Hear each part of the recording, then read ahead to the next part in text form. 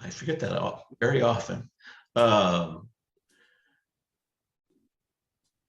so what are some of the problems with putting deals together? And we're going to turn this into an AMA, but there is a couple things I just wanted to go over here. I think it'll save you guys a lot of time, right? When we're proposing deals, like what's some of the pain in the ass stuff about proposing deals?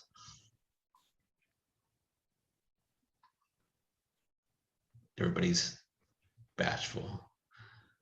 I suppose just picking, people to go after or to talk to. Getting people to talk to? Yeah, picking the sort of the best chance of success when you're new at it, I suppose. Yeah, okay. That's certainly one of them. What else was kind of the challenge in deal making?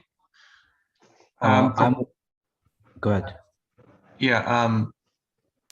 So for me, Travis, good to see everybody here. So for me, it's kind of like a triangle effect, because if you have a client, it's just you and the client, right? So there's a certain level of dynamics there. Yeah. When you're doing deal maker, you can do everything right. One of the parties wants to move forward, the other one for whatever reason stalling. You're like, okay, now we have to get all three people here. There's a higher chance of something stalling, and right now I have like 7 deals like that. So I mean, I have other deals that's it's in motion. That's the huge one that I get. It's like, oh, these deals take so long to put together, right? If you really want to think of it like a sale as a big, a deal is like multiple sales a lot of times, right? And so a lot of people feel like, oh, these sales take a long time together, and getting deals and especially like if you're doing with bigger companies or bigger things, like there's more decision makers, like, holy crap, now we got to get not only just one decision made, we got to get multiple decisions made, right? So that's typically a big thing. They're like, these deals take so long to put together, right? So that's a key one, right? Who do I talk to?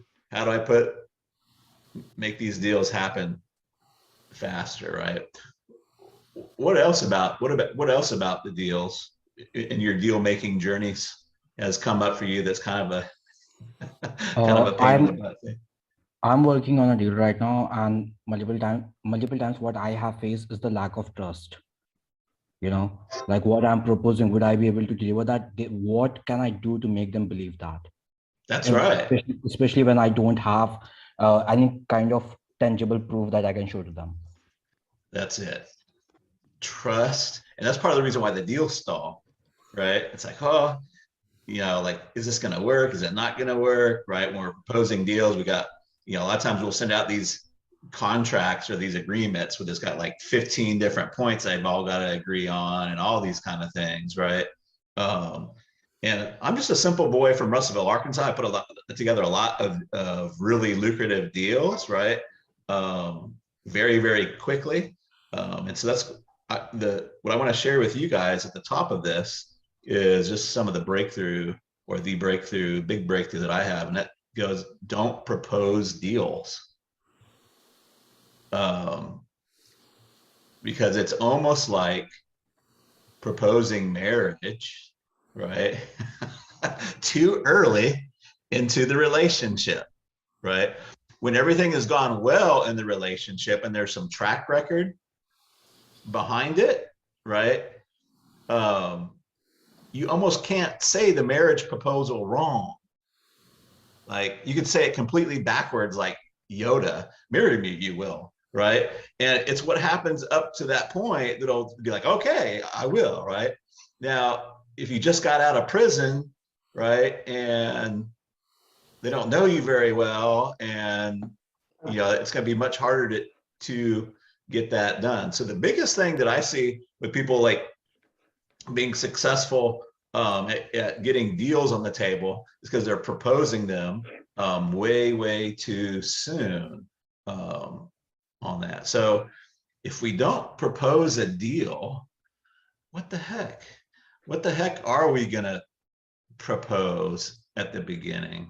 Yeah, this will help you in all your sales or any of those kinds of, I'm not saying you can apply it to every single thing, but it doesn't matter if you're proposing a VIP day or something like that, right? If we're not proposing a deal, what could we propose? Relationship. That might even be a little bit, maybe that would work really well for you, Chris. Like I think, you know, back in my single days, girls didn't, they were like, I don't know about this relationship thing. Oh, wait, that was even too much, you know. It's like there's something that has to happen even be like before that relationship, right? I couldn't just walk up to a girl and say, you look like a great person to have a relationship with. You want to start out with a relationship, right? Hang on one second. I'm gonna try to find, if you guys are like at your kid's rock concert or something like that, if you just mute yourself out, that's probably the drawback to be turning on all the panelists. But so how do software companies do it? How are SaaS companies and software companies kind of getting around? They're doing a trial period. They do a trial period, right? So now what I like to call it is a test, right? Because what's the truth? When you're proposing a deal, right? Let's say you know somebody that has a Facebook group and we're going to clone some data off and say, hey, let me build the email list for you, right? We're going to clone some data off. Do we know if it's going to work or not? No. This takes all the white knuckling also out of deal making, because we don't know if it's going to freaking work or not.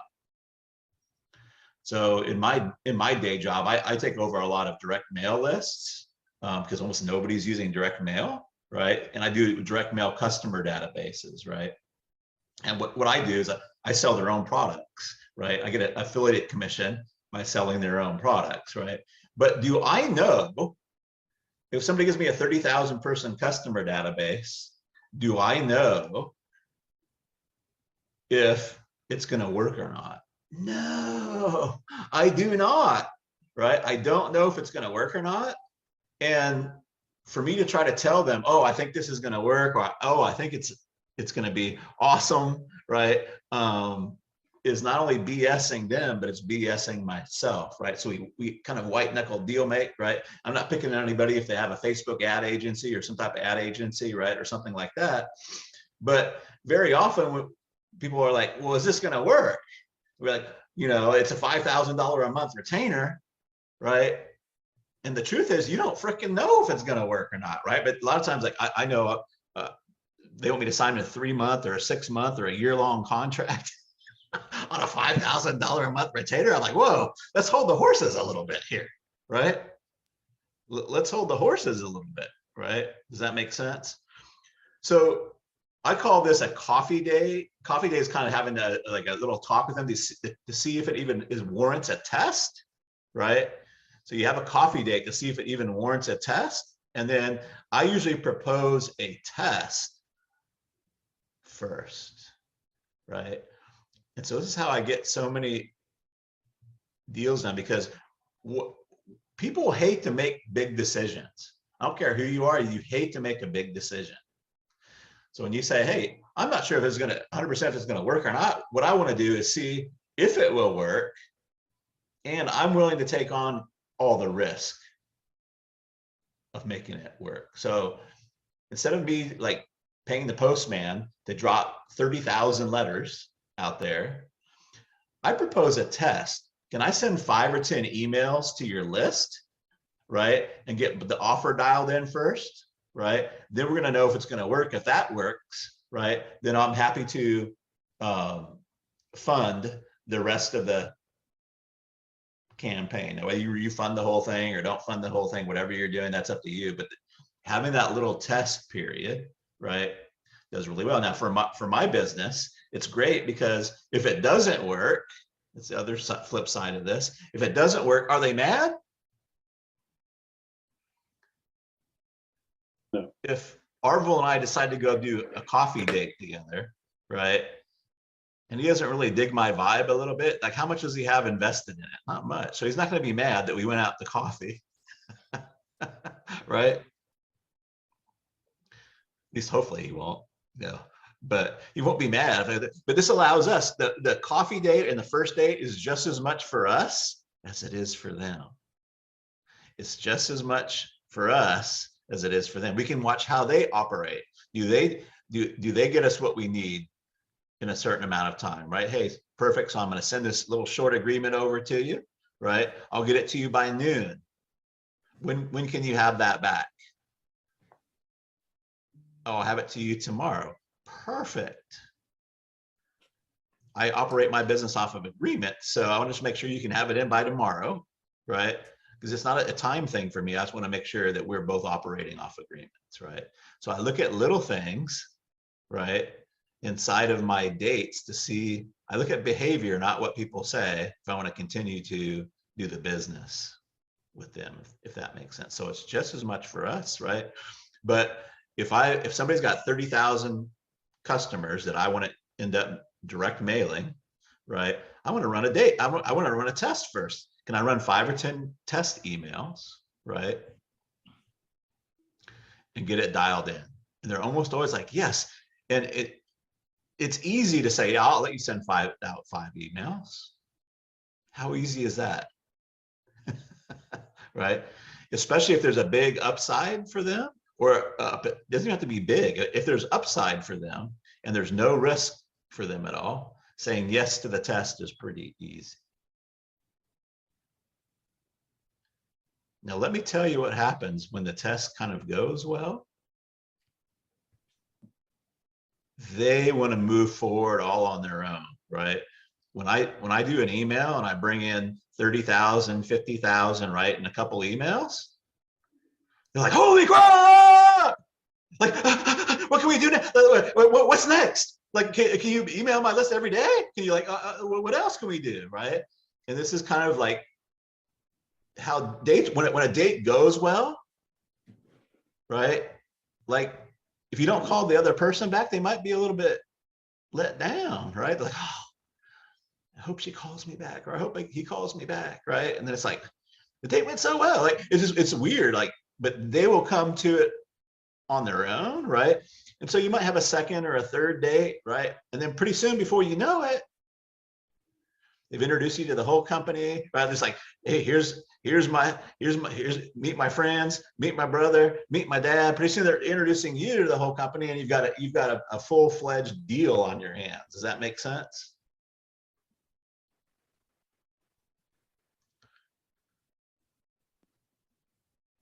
And it lets you get out of the deal really easily, right? If somebody just, I'm not saying you guys do this, if somebody just signed a 12-month contract with you, right? And they're saying, oh, I'm going to pay you $5,000 a month, 12-month contract. And you know it's not going well after the first 2 weeks. I don't know about you, but it's mentally hard to say, you know what, this isn't going well, I'm going to cancel the contract.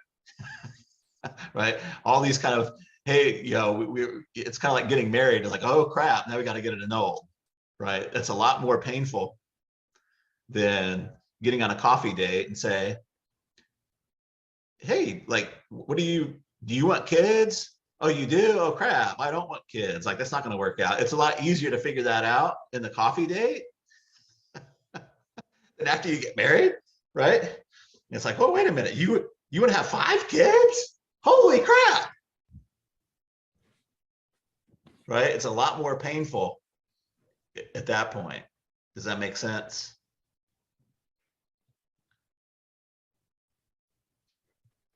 Go ahead, Arvel. Yeah, you said something earlier about when the test goes well and they want to do everything themselves. Can you address that specifically? Like, oh, they see. No, they want you to do it. They want you to do it. Oh, so normally they wouldn't want to just take over your copy, take over your stuff, and just run it themselves. You think? Not if you're working with like a one, and there's nothing wrong with being a one-person, one-woman show, right? But if you're, so it depends on your partner, right? But how many of us really have time to run another campaign in our day? Most of what we're selling is time and energy, right? Successful people who want to become super successful know that there's 1,001 things they can do to become super successful, but they only have time to do 3. If I were to knock on your door, Arvel, I don't know where you live, but that's fine. Let's say you have a big backyard. If I were to come to knock on your door and say, Arvel, we've run geological surveys and tests. We think there's a vein of gold out in your backyard. It's about 150 yards down, right? It would cost about 10 grand just to get a team over here and drill down that far, right? And you have to get all the permits and everything to do that, right? If you'd like to drill down there on your own, there you go, right? I just want to let you know. And I don't know 100% if it's going to be there or not, right? Does that make sense? Mhm. How about this? How about I fund everything? How about I take the test on it? I see you got some really pretty petunias and roses back there, right? We won't damage those at all. It will be a little bit noisy, right? But if this vein is as big as I think it is, like it could be worth 7 figures, or maybe there's nothing down there. But what I want to do is fund it. And if we do hit the gold, I'll keep funding it, right? And all you have to do is cash the checks. I'll give you half the gold. I'll keep half the gold. You just cash the checks. Most people aren't going to want to go out there to their own backyard and do it. If they do, I would just ask them, do you want to do it? This is what I do with, hey, so you have 30,000 customers on your direct mail database. How much did you make from it last year? Nothing. Do you plan on making anything from it this year? Not really. Do you want to do it on your own? No. If they do, I'm like, okay, cool, I'm out. If you do it and it works out great, I hope you pull out lots of money from it. Does that make sense?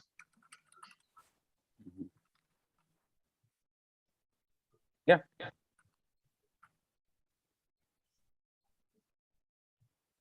So these are a lot easier when we don't propose deals, we propose tests, right? If somebody has a, say somebody has a real estate Facebook group, right, with 50,000 people in it, but they're not doing anything on the land investment side, and you go to them and say, hey, a lot of these folks would be maybe interested in some land investing stuff. If I put a land investing Facebook group together, right, would you seed it for me? I'll take care of everything. We can split the revenue. I wouldn't necessarily do it 50-50 on that one, right? But we can talk about that if you want to, right? I'll fund everything. Maybe we'll make some money, maybe we won't. I'm going to put all the work and the effort in there, right? Does that make sense?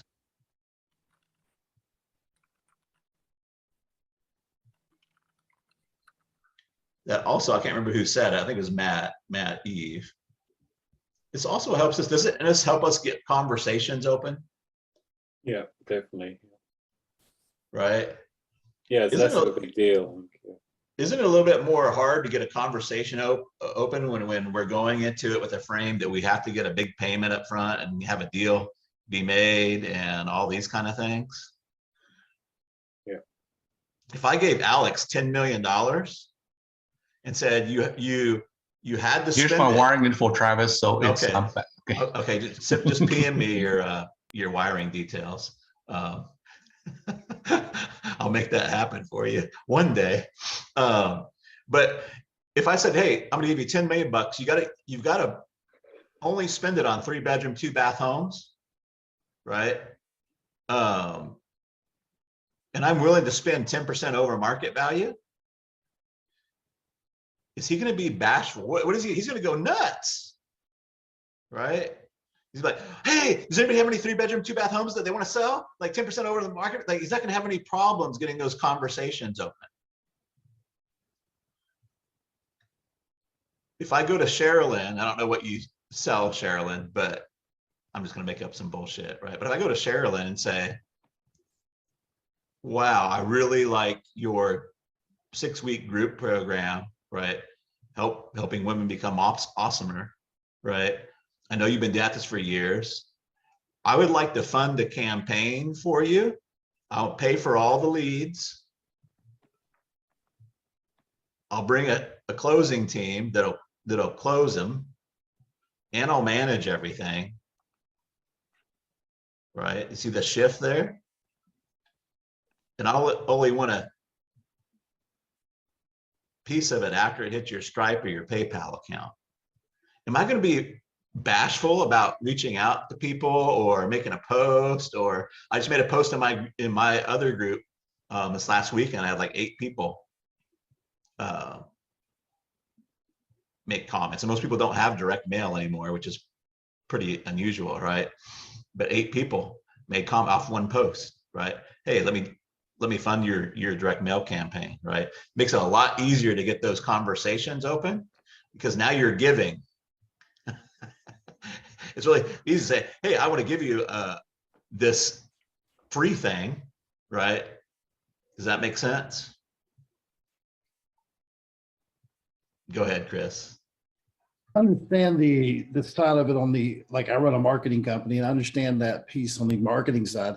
How would you do that how would you propose that on the affiliate side? Well, that's what I actually, this is my main business. I just sell their products as an affiliate, which is kind of like blows people's minds, right? But I also go out to other, like, once I know I got the offer down, I know I can take it, what the people need, I can go out to the other side, right? If I've got 30,000, let's say you have Chris Bledsoe's awesome marketing program and you sell it for $2,000, right? And I come to you and say, Chris, I've got 30,000 people that would be interested in your program, right? Can we have a chat about introducing your product to my people? You're gonna be like, fuck yeah. Sorry for my language. Hope there's no kids in there. I cuss when I get excited, right?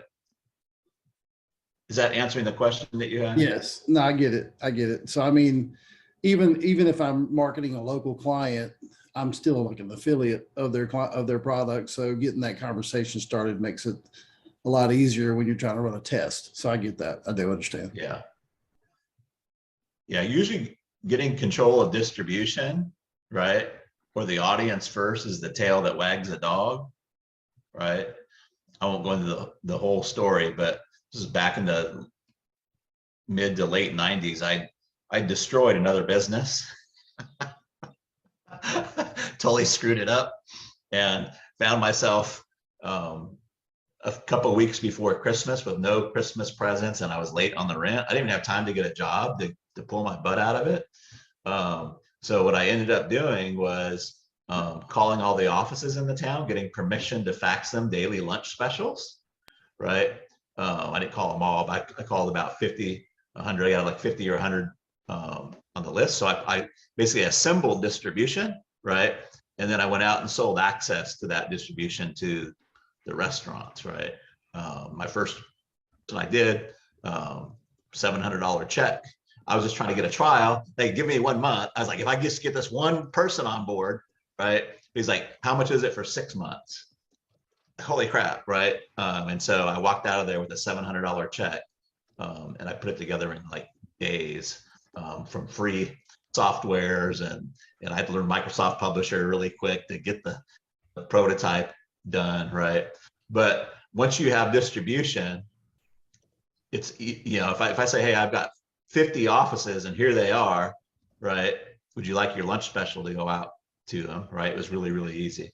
So what I didn't know at the time is they actually want more carry out orders, and they would do people to come in and sit down, because like an insurance office might order 20 lunches at a time, right? And they'll just order them. Those are the big orders, right? And they'll come in there and pick them up.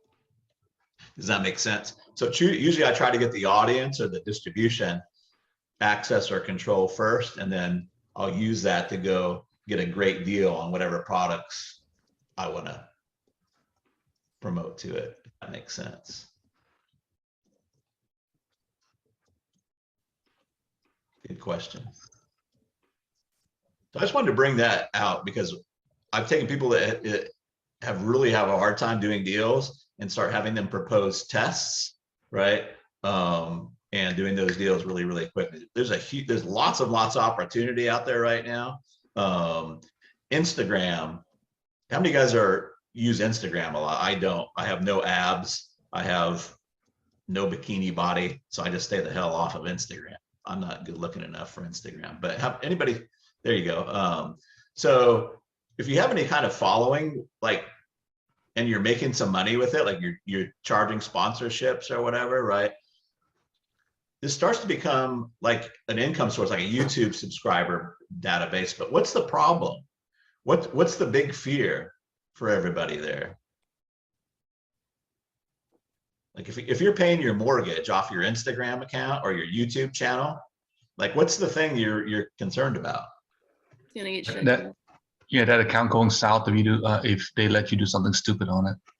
That's right. Or your reach just stops, right? Your reach just stops. For some reason, the algo doesn't like your stuff anymore, right? So there's lots of people in this position right now. Go ahead, Sherilyn. I just wanted to ask if we'll get access to the recording after this. I can't write fast enough when you are in the flow. Oh man, I'm gonna give you the virtual hug. That make yes, ma'am. I'll make the recording available. Thank you. To you guys. That's the best compliment you can get. Well, one of the best compliments you can give me. But yes, so there's a big problem. Like YouTube channels, right? They want more reach, right? They don't necessarily want to sell more products, but that's where I would start the conversation with them, right? Hey, how's the algorithm treating you? Do you want more reach? Like, this is an opportunity for you to help them either clone it off into email lists or somewhere else, right? And manage it for them for a piece of the sales. They can sell their own stuff. That's what I do, right? I take their email list and direct mail list, and I just sell their own stuff as an affiliate, right? We won't get too deep of those details, right? But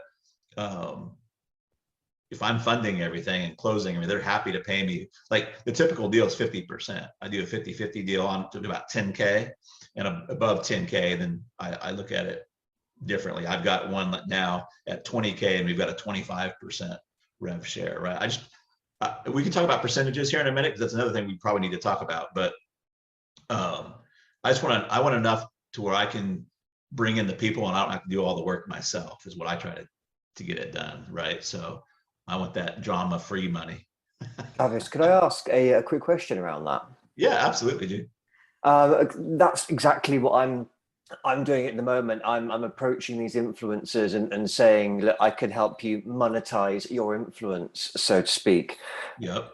Talking about everything that you've covered so far, is there a bit of a risk in terms of our own time and investment? So if you're going to an influencer and you're saying, look, you don't have an email list, so I'm going to set up that email list for you. We're going to warm up the list. We're going to grow the list.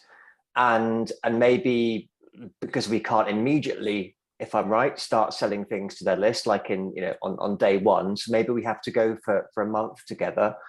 Yeah. Is there a risk there that we're putting in a lot of our own time, energy, resources, running a few of these at once, and maybe one will take off? Is that just a risk we have to take and back ourselves to succeed, or is there a smarter way to do it? You're a smart man. There is risk there, and what we want to do is try to minimize the risk on our side, and that's part of the reason why we do a test, right? There are times, like I usually know in 2 or 3 emails if I'm selling their thing, if it's going to work or not, and not necessarily by sales, but by feeling of how people respond to it. If I send out an email and I'm asking for replies back and like nobody replies back, that tells me something. If I send out an email to ask for a reply and they're like, hey man, where's my refund? Oh, and everybody's like, oh, like I sent out one, like they're like, who's this? Who this be? Like they didn't even know who the hell it was, right? I'm like, ooh, this is not going good. Right?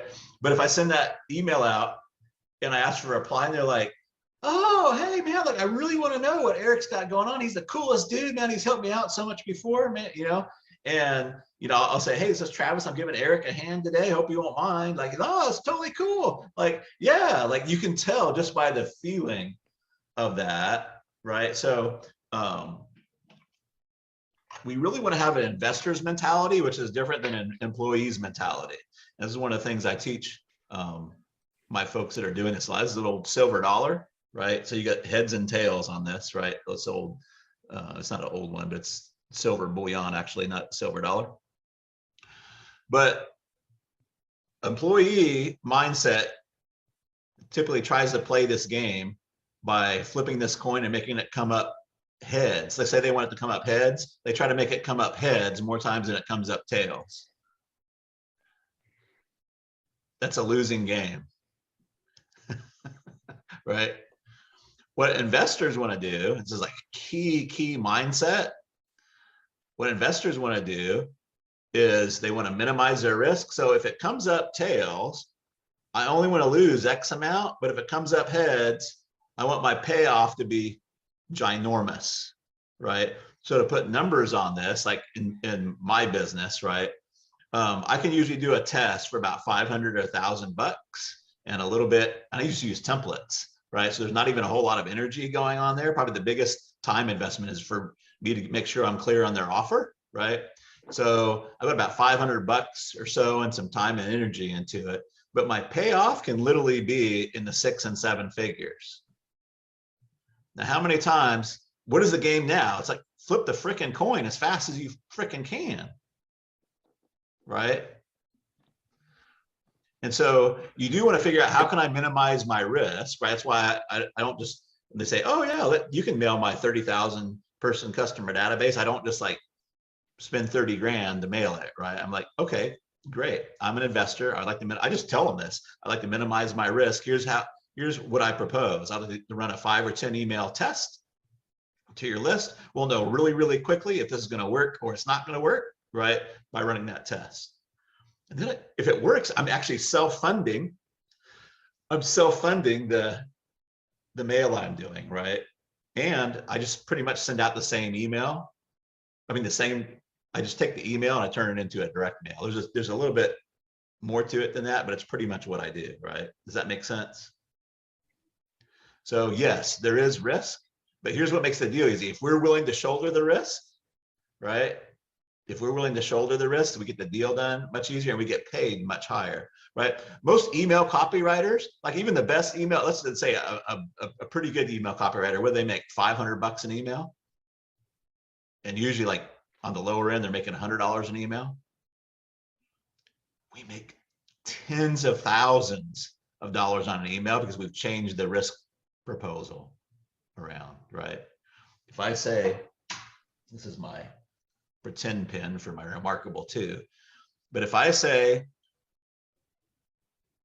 Freddie, this is a magic pin. Now, don't trust me, right? I've done this before and people like, trust me. They're like, oh, this is a magic pin, right? Just be skeptical about me. This is a magic pin.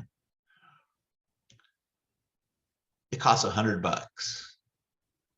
But when you have this magic pin, any checks that you write will automatically be good when you put them into your bank account. Will you give me 100 bucks? See, you're trusting me, because most people would be like, fuck no. Oh, sorry, I saw a kid there. They'd be like, heck no. Hopefully you guys got headphones on or something, right? But if I said, dude, this is a magic pen, don't take my word for it, let me ship it to you. You start writing checks on it, and once you see the money goes in your account, will you write me a check for 100 grand? Of course, you're going to do that deal all day long, right? Now it's a little bit of an extreme example, but you guys get how the psychology works here, right? By me saying, hey, if I was just to think how hard it would be if I had to convince them that they can make a bunch of money by direct mailing their customer database. Look, here's the deal. You can make a lot of money. That first, it's going to take me however long to convince them, right, that there's money in their direct mail. Now I've got to convince them to spend 30 grand just on postage and printing, which is another risk. All based on, I can't remember who said trust, right? All based off trust. Plus, I want you to pay me 20 grand or 10 grand to send it out for you. Right?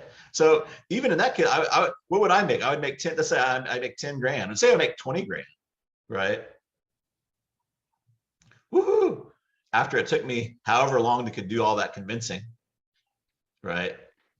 Work through all the nerves. Or if I say, hey, why don't we just, you've got a $5,000 product, right? Why don't we just split it? Why don't we be partners on this? Why don't we just split it? I'll make a ton. I do make a ton more money doing that, right? Does that make sense? This is why email copywriters get paid a couple $100. We get paid tens of thousands for emails that we send. And guess what? I retain the copyright. I own the marketing asset. So I can take it we've got an offer right now that's working for turn people that were onto a diet into a health coach, right? But it's all my IP. I can take it out and buy lists. I can reuse it and sell other stuff with it. I have to change a program, right? But it's my IP, right? Does that make sense? Travis, it's Phil here. Go ahead, Phil. Would you say for someone trying to get started on this, because you know what it's like, I think the first deal is probably always the most difficult one. Would you say first deal is difficult? First test, super simple. Okay, yeah. So as a test, would you say the easiest way to get started would be to go to, say, someone with a Facebook group and then cloning that to an email list so that you can just send out some emails versus a Facebook group to another Facebook group? What I would do is, before I even got worried about cloning it, I would just say, hey, can I write a couple of posts for you? Oh, okay. And see if it makes sales. How many people have a YouTube or any kind of channel, right? Let's say a Facebook group. Like, how many of you guys have all the time in the world to write the content that you want? Most people don't, right? So if you come in and say, hey, I'd like to run a test, I'd like to put out 3, 5, posts to see how it goes, and seeing if we can sell some of your product or some of, like, you can ask them, what do you like? People probably ask you for recommendations all the time. What do you recommend to them that you're not getting paid for, right? What if I go set up that relationship for you and we do 3 to 5 posts and we'll see if it works or not. And then if that works pretty good, then I would say, you know what we could do, since we, this is kind of a little bit off topic or not your normal topic, why don't we create another group, right? I'll put everything together. I'll manage the group. I'll take care of the group, right? But now you've got a test that you don't have to spend 3 weeks putting the group. It doesn't really take that long to put a group together. But does that make sense? Yeah, definitely. And I assume for the first one, then it's better to stick with the same topic. So if you're going to let's say a golf group, to do something related to golf rather than, I don't know, health products or finance or whatever. Now, what I would do, it depends on the group, Phil. What I would do is, on the call to action on those posts, you could either have them PM you. It's a little bit hard because you have to have a page PM. So you have to set up a page PM. But the easiest thing to do on that for a test, right? It doesn't have to be pretty. We just want to test it. Is to set up a text service like Avocado or something like that. I don't have a big, and have them text you, right? Or just have them email you. Set up a Gmail account that's, let's say you were doing it for Greg Johnson, right? Greg Johnson VIP at gmail.com, and say, hey, if you're interested in this, just email me and I'll get you the rest of the details, right? So you do those posts, have them email you. It's like you don't have any money out of pocket. It takes you 5 minutes to set up a Gmail account, right? Does that make sense? Yeah, definitely. Yeah, that's good. And I don't know if I'm skipping ahead a bit. The thing I'm also having trouble with is actually finding these, the actual kind of high ticket coaches. I don't know whether I'm, I've tried Googling, I've tried sort of LinkedIn and things, and I don't know whether I'm just missing an obvious thing, but I feel like somewhere that under a rock, there's a pool of hidden high ticket coaches that are, that are dying to be kind of promoted. But well, there's high ticket everywhere. The problem people have is they try to think of high ticket first. So think of an industry, here's my thing, and it doesn't have to be your thing, but my number one priority for anything that I do at my age, and I'm still a young buck in my opinion, but is fun. Fun is, if it's not fun for me, I don't want to do weight loss stuff. It's just not fun for me. It's fun for some people, right? I'm weird. I've been interested in money and finances and stocks and options and real estate ever since I've been like, when my grandpa would pass out when they got the Sunday paper, he would give the comics to my sister. He would take the sports pages and he'd give me the business pages, right? That's how weird I was, right?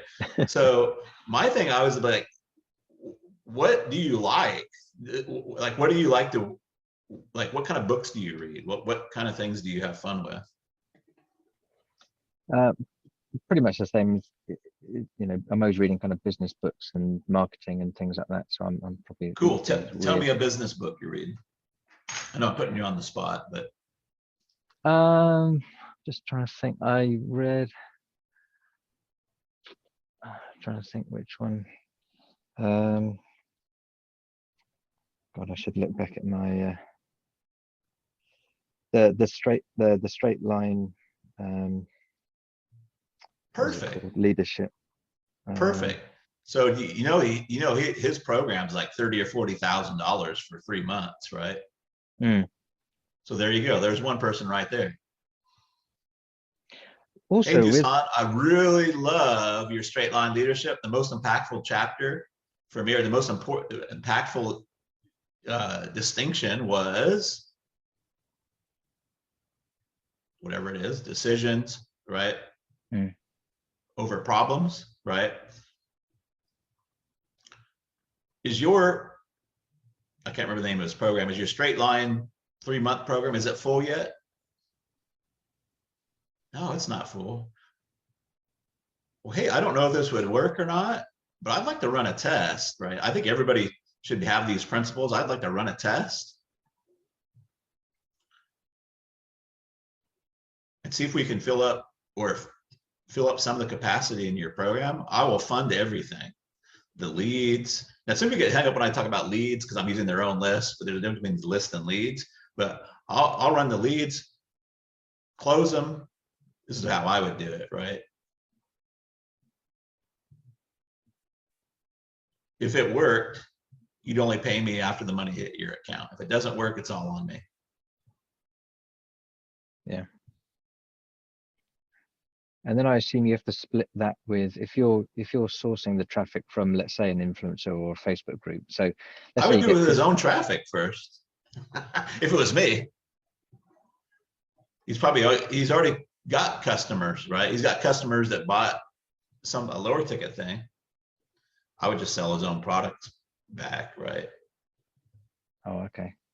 I think that's partly why I'm getting hung up, because I'm thinking that I have to supply him or her new leads from an influencer. So then I'd have to then split the profit with them also. You can, but you can do that. Okay. You don't have to do anything. What do people mostly want to sell more of? Their own stuff. Why can't you be an affiliate for their own stuff? I'm not saying you have to do that, right?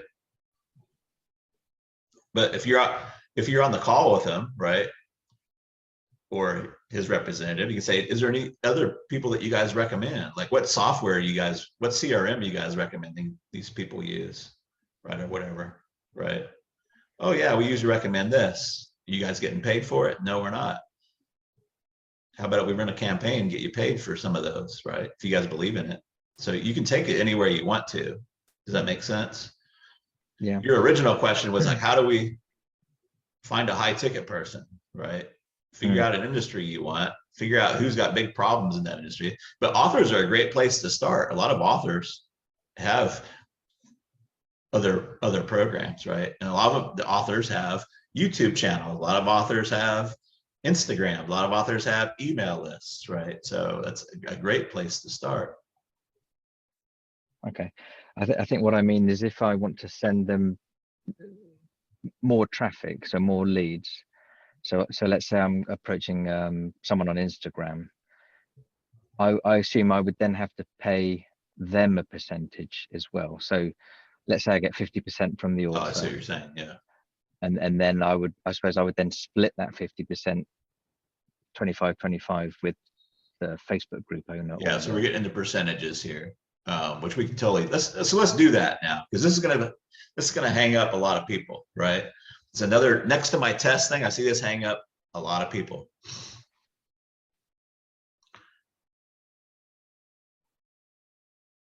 We can focus on percentages, or we can focus on relationships and what we're trying to get done at Visions, right? So here's usually how my percentage talk goes. I've done it so many times that I can almost do it in my sleep. But let's say, Phil, I'm going to try to sell your $5,000 program, right? And this is going to be money that you wouldn't have any other way, right? So Phil, you've got 10,000 customers on your database that haven't purchased the Phil Wheatley's awesome program, right? I don't want to make this about percentages, right? What I want to do is grow this income stream to make this income stream for both of us as big as we possibly can make it. Yeah.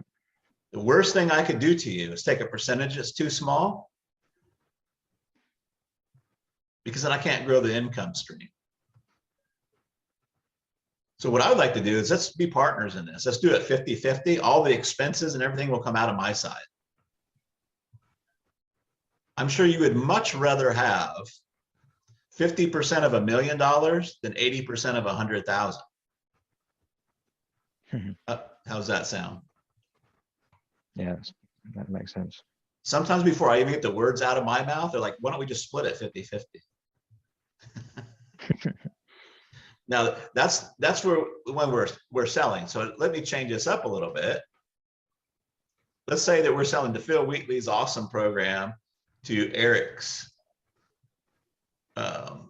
people, or no, let's say we're selling Eric's program to your people. Okay, so that with Eric Busey, we're going to sell it to your people now. Let's say we had let's say I made you $500,000 selling to Phil Wheatley's awesome program, right? We're married now, right? And you're really, really happy in the marriage. So now you pretty much give me carte blanche to do anything, right? I'm like, you know what, Phil? I know this guy named Eric. He's got an offer that's not competing with yours, right? And you're already recommending products like his, or you're recommending his product anyways. What if I set up everything so we could sell his program? You wouldn't even have to deliver it.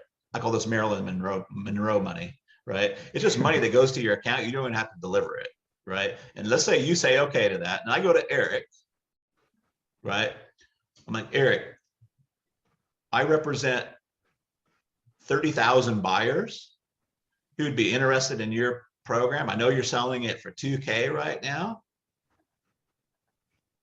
but I'm wondering, like, if we could put in as a test, right? If we could put in 50 or 100 new buyers, and I don't know if we can or not, right? But would you be open to discussing that? You'd be like, yeah.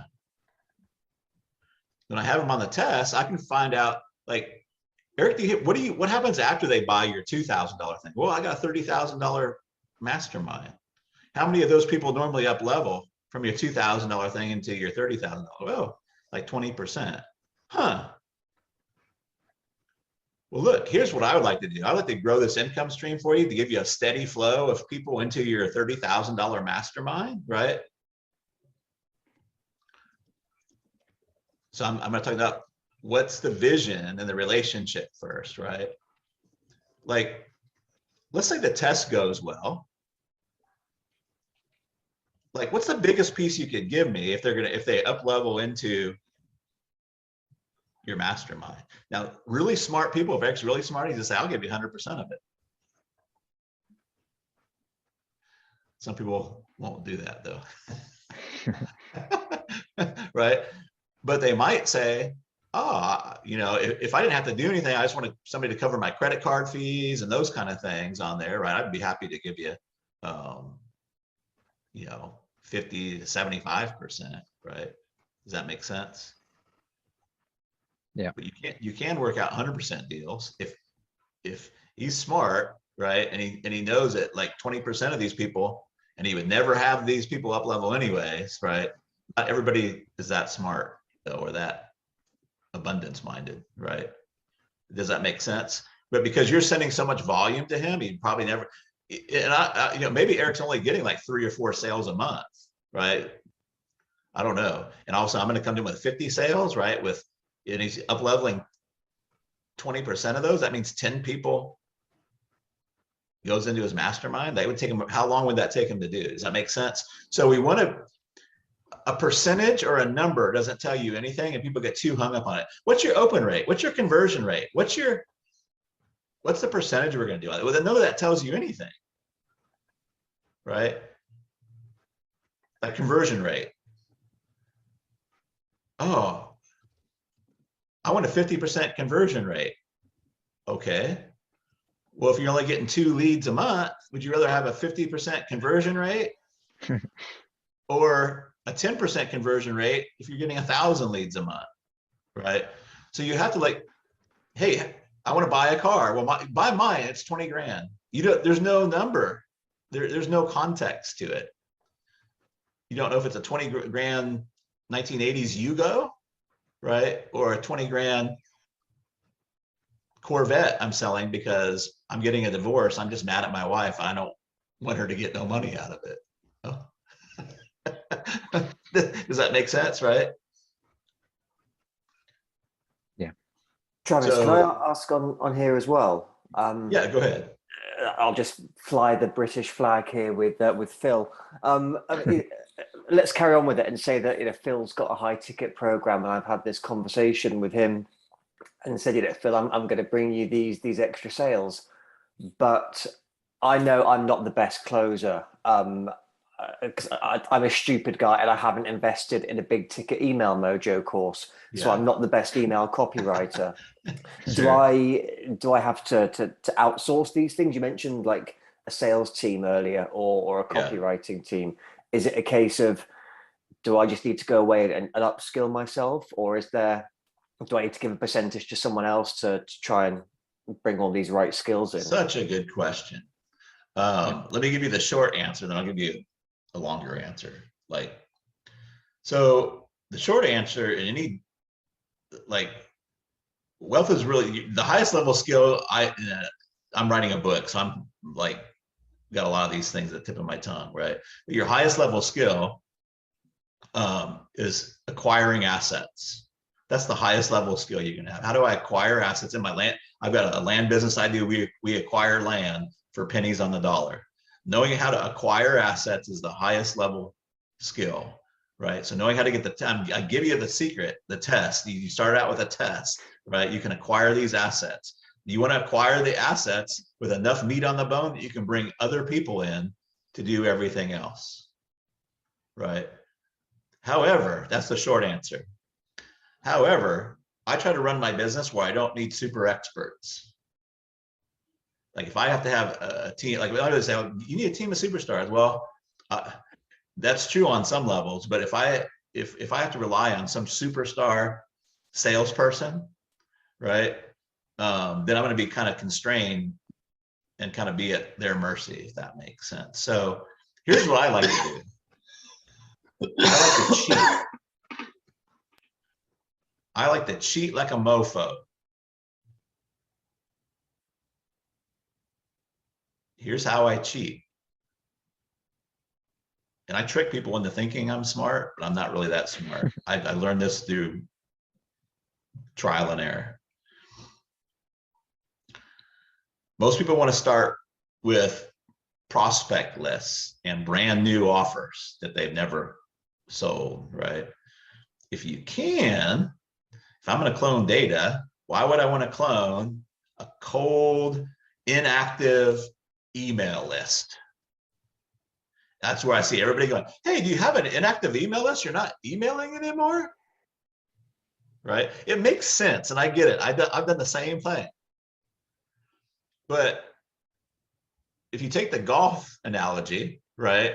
If it's a 350-yard drive, cold, don't know you is the tee off, right? You're like got 350 yards to go. A customer, you can't get closer to the hole than a customer. Matter of fact, the customer's already been through the hole. Anybody do a putt-putt golf, right? There's those double hole courses where when the golf ball goes through, it falls down to the other little hole, and it's usually right there, right? So one way to cheat is don't start out cold, start out as hot as you can. The other one is to sell something that's already sold. So you can sell their product that's already sold well, right? I'm not saying to the same people, right? You don't sell the same product to the same people, but you already know that the offer has legs on it, right? Like I've been slow on it, but I got a deal not too long ago where we're cloning data. Basically, they have a big old email list, and they've already been promoting an offer as an affiliate to the email list. This email list is all customers. They got about 90,000 customers on there. They get about 10,000 now. Oh, excuse me, not 90,000. They gave me a test database of 90,000 out of like 400,000. They get about 10,000 a month. So I'm like, what are you promoting to your email list that's working? They're like, oh, we promote this webinar and it crushes it. I'm like, what's your open rates on your emails? I can't remember what it was, like 8%. So you're crushing it. Only 8% of the people are seeing this offer. What do you think would happen if I mailed it all directly to their mailboxes? So, oh, we make a fortune. But what have I just done? I already know the offer works. They're promoting it to their email list. I'm working with a customer. The marketing's already done for me. I just have to send them to the webinar.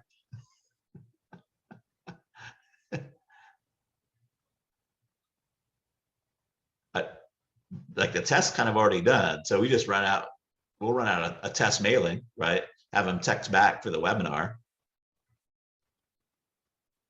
Does that make sense? The light's coming on, right? Most of your people that already have been out there a while and doing marketing, they already have the marketing together. We're just producers. Going back to that producer mojo. All we're doing is moving shit around. Does that make sense? And getting more value out of it, right? So we want to cheat, but we still want to have enough margin on the bone to where, like, my project manager goes out there and he uploads the list to the Postalytics, which is the company that we use, right, and handles a lot of that stuff. And I have a full-time tech girl, right? I'm not saying you guys have to do all that, right? But we do enough of these deals. I got a full-time tech girl and tappers and all that kind of stuff, right? But I try to use everything that's already out there, right? I've got one partner, it's got probably hundreds, 200 YouTube videos we can use. They're great. We can use it for marketing. And you can just say, like, hey, would you feel offended if I used your marketing for this? Like, no, because here's the thing. We're not getting paid to write copy. We're not getting paid to do videos. They're not really paying us for copy. What they're paying us for is sales. Or they're paying us to make those affiliate sales for them. So they don't really care how we do it, as long as it doesn't make them look bad. Does that make sense? So Freddie, the answer is, and everybody, this is a really good point. I'm glad you asked it. We just want to move resources around. And all we're really providing, and they might even have the idea themselves, you know, like, hey, I mean, I don't know why we're not mailing our snail mail. Well, they don't have time to do it. They've already got the 3 things on their plate. That's all they can do, probably more than 3 things. They're just praying somebody comes along and says, hey, let me bring you a new income stream. I'll do everything for you. Does that make sense? Yep. Super good points, right?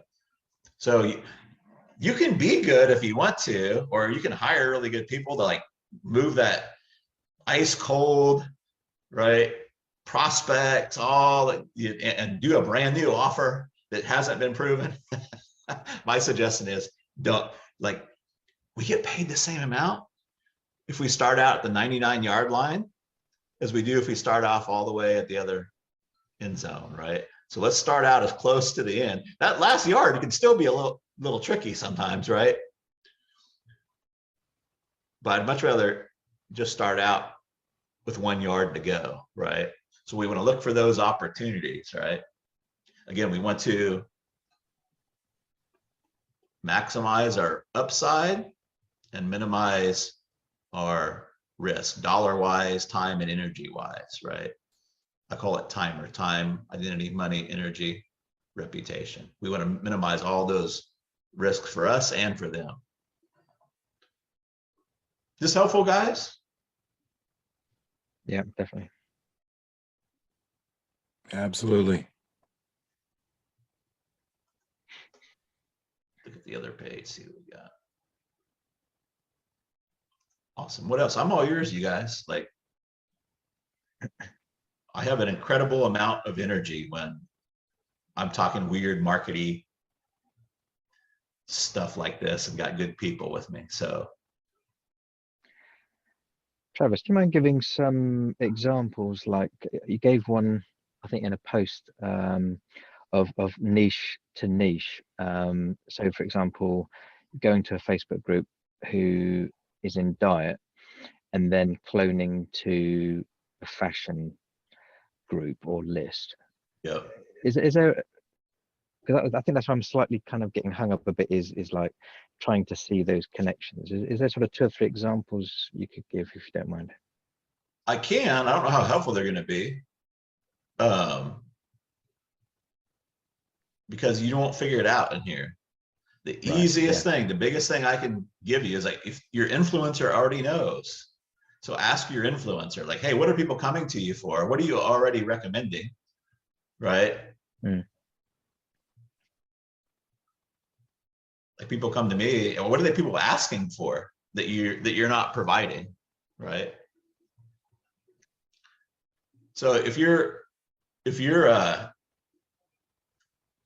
got a let's say a diet Facebook group, right? And I'm just making up some BS, but they probably have a lot of questions that's not related to the diet, right? Like, hey, what kind of workout should we be doing with this? What kind of workouts are you using, right? That would be one, right? But I would just let your influencer. I try not to, because Phil, I'm not that smart. So I try to get out of my head and let the market and data tell me which direction to turn. That's kind of the whole premise of Phone the Sales Machine, right? We make a post, right? Or we send out an email. People raise their hands and we have a conversation, and we let them tell us what they really want and what the objections are, right? And we modify the offer and our marketing based off of what they say, right? Otherwise, you're that golfer. Here's what most marketers are. They're that golfer that's 300 yards back at the tee, which is, they're trying to make a hole in one, which is really, really hard. But then they make it harder on themselves. They plug their ears and they put a blindfold on, right? That's me. So the biggest thing to do is, because I'm not pointing a finger at you. People get stuck in this loop of, let me figure out everything first. Yeah. Right? That's me.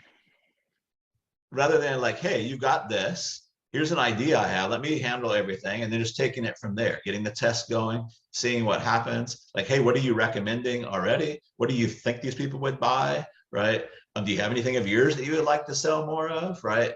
And then those things will become clearer, right? I do have a natural ability to kind of do this, but I'm also wrong a lot, right? So that's why I'm saying get data behind it, right? Yeah, okay, that's very helpful. Thank you. Yeah. This might sound like an off the wall question, but I'm gonna try it anyway. So let's say I run a marketing agency, and my program is, of course, increasing a client's revenue, whether it be a service-based or a coach or whoever. And we specialize in Google ads, Facebook ads, but I have no parade. I don't have a list. I don't have anyone to go after. Is it okay to go and purchase a list from like D7, Lead Finder, or something like that, and maybe start off with like small introductory messages, just kind of introducing myself and kind of getting in there? I guess you would call it tapping, tapping a little bit with a T1 or a Yeah. T2. Let me give you some strategy on that. I mean, there is ways you can go out and purchase email lists. I don't typically recommend that. I would much rather, but you can direct mail people. Like you can get their mailing addresses, right? But let me give you an example here. So I have a guy, he runs the biggest SaaS Facebook group on Facebook. I think he's got like 27,000, maybe it's 20,000 some odd Facebook group members, right? But he started that group. And what he did, and this, I'm going to take all the credit for his success, right? But like we started out just cold. Instead of saying, hey, buy my shit, right? We said, hey, you're, the biggest accounting firm SaaS member or SaaS in the accounting space, right? There's no groups for us SaaS founders to get together and talk about some of the challenges, right? I just put a group together. Would you like a link to it, right? We'd love to have you join us. And they're like, yeah, that'd be great, right? That worked out so well. Again, because what are we doing? We're proposing a coffee date, not a first date or a marriage, right? That he went to, there's directories of SaaS people. Is it AngelList? I think it is, right? And so we just hired a VA to like go through the directory and just invite them to the Facebook group, right? So kind of what we're doing is we're going from whatever ocean they're in and putting them into our pond, right? Or we're just, and it's so easy to get people to say, yeah, like I would like that stuff, and to put them into a different group, right? Same thing I did when I crashed my business. I had to put distribution together really, really quickly, right? I just pick up the phone and said, hey, can I send you daily lunch specials to your fax machine? They're like, yeah, we'd love that. We always are trying to figure out where to go for lunch, right? Awesome. What's your fax number? How many people are in your office? Perfect, right? So I just put that together, right? So that's one way to do it. Now there are email companies where you can purchase the emails and stuff, but the way most people try to do is they try to get them on a call first, right? They try to go from Google Ocean or Facebook Ocean or LinkedIn Ocean or whatever, right? And just try to get them on a call. It's usually easier to put them in a crock pot, right? That's why I call my Facebook groups crock pots, right? You take somebody out there, you put them in a crock pot, they warm up, right? And then you get other people to do the work for you too. Like if you put a cold potato in a crock pot of stew, how fast does it get warm? Pretty warm, right? The other people are doing the work for you at the other posts. And you can actually see people warm up when they get into your group, right? They'll come in, and not everybody, but you'll see them like a post. And sometimes they'll like a whole bunch of posts, like, comment. That's them warming up really, really fast, right? So that's what I would kind of recommend. And as they come through the door, right? As they come through the door, if you're not getting a lot of people, you can start up conversations with them, right? Hey, Chris, good to have you here, right? What business are you in? Or where's your lawn business at, right? Oh, it's over here and blah, blah, blah, blah, right? Does that make sense? Absolutely. So kind of like a T1, sending That's them right. out, sending a message out, basically something like, hey, would you be interested in the Facebook group? We don't have one, Yeah. So we all can collaborate. You're T3ing into, you don't always have to T3 for a sale, right? You can T3 into webinars, you can T3 into your Facebook groups, you can T3 into a list, right? It doesn't always have to be for a sale, but that's absolutely it, right? But taking them from that cold, right? I don't know, maybe guys were better looking and had more game than me, but it was really, really hard for me, like just to walk up to a girl in a club and say, hey, you want to make out? Like, it never worked out for me. Like, I I'd be like, hi, my name's Travis, right? And so that didn't even work out, right? But it was easier to start up a conversation first, right? And then maybe invite them to have coffee sometime or something, right? It just didn't work out for me to say, hey, you want to start making out, you know? So, you know, I do the same thing in business, right? Like everybody's like trying to cold email into somebody into a Zoom call, right? It's just so much easier to like say, hey, like and it's called an invite, right? There's a difference between making an invitation and a sale. Hey, I'd like, if you could always make them into invites, right? And it's worded different. I don't want to go into big long diatribe on that here, right? But it's worded different. Like it's going to happen whether they come or not, right? So if I wanted you to go out to dinner with me, right? And let me pick some cool people, Damien, Frankie, and Cole, like we're all going out to dinner on Friday night, right? And I said, hey, Chris, Damien, Frankie, Cole are going to, I'll go to the new steakhouse in town, right? I heard they just flew in some Japanese Wagyu. It's just out of this world, right? And they've got a brand new Scotch over there too. I'd like to try. Like, are you free on Friday? Can you come with us? It's way different than me writing a big sales letter that says, Chris, man, I know you're probably sitting at home on Friday nights, just you and the kitty. You're bored and you're lonely. Are you frustrated with not having anybody to eat dinner with, right? Do you long for the taste of a good steak, right? Like it's different, right? If I'm trying to sell you a steak dinner rather than invite you along, does that make sense?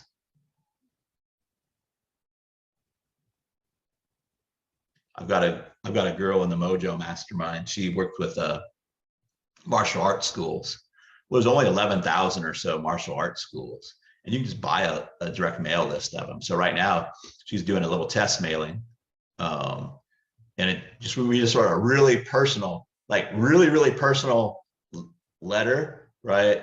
Says, hey, you don't know me, but I run a martial arts school down here in Texas. I'm writing to you because I see you own a martial arts school there in Alabama, right? And I figured out some things over here at the martial arts school I think might be helpful for you about how we're putting students into classes, right? But I put a little group together. If you'd like to join it with us, just give me a little text, right? Here's my number, right? Does that make sense? And she can just buy that list, right? Because it's a compiled list, but it makes a lot more sense. I'm not against Facebook ads or any kind of ads, right? But when there's only 11,000 people, why in the world would you spin campaigns over and over and over again to the same 11,000 people when you just buy the damn list, right? And own the data and then just make invites from it. Does that make sense? Absolutely. I mean, marketing, you know, as well as I do, is expensive. So trying to get leads that way is just, it's not cost effective, I don't believe. But if you was to buy like a list and then send out, hey, I'm putting a few folks together, we noticed that there's a problem in our industry with getting leads for roofers. I'm just using that as an example. Yeah. We started a new Facebook group so we all can collaborate and talk about it. Would you be interested? And it's a simple yes or no. And then if they reply, then you can send them the link to the Facebook group and they join. So there's no harm, no foul. That's totally it. You only had a few bucks of buying the list and that's it. That's it. And then you're building your parade at the same time and collaborating with those folks inside there, making it warm, and then they build trust with you. And then you can spend, you could charge 5-10 grand for something.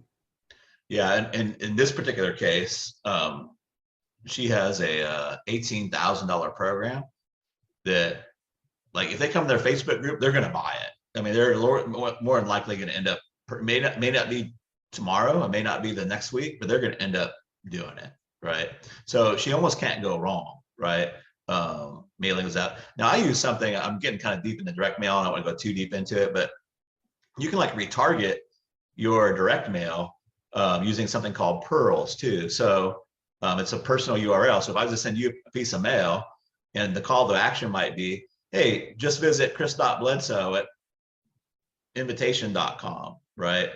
as soon as you hit that page, I know you visited it, right? It almost like, so if I'm selling a $20,000 program, right? Let's say I drop 10,000 letters out and say I get a 9% response rate.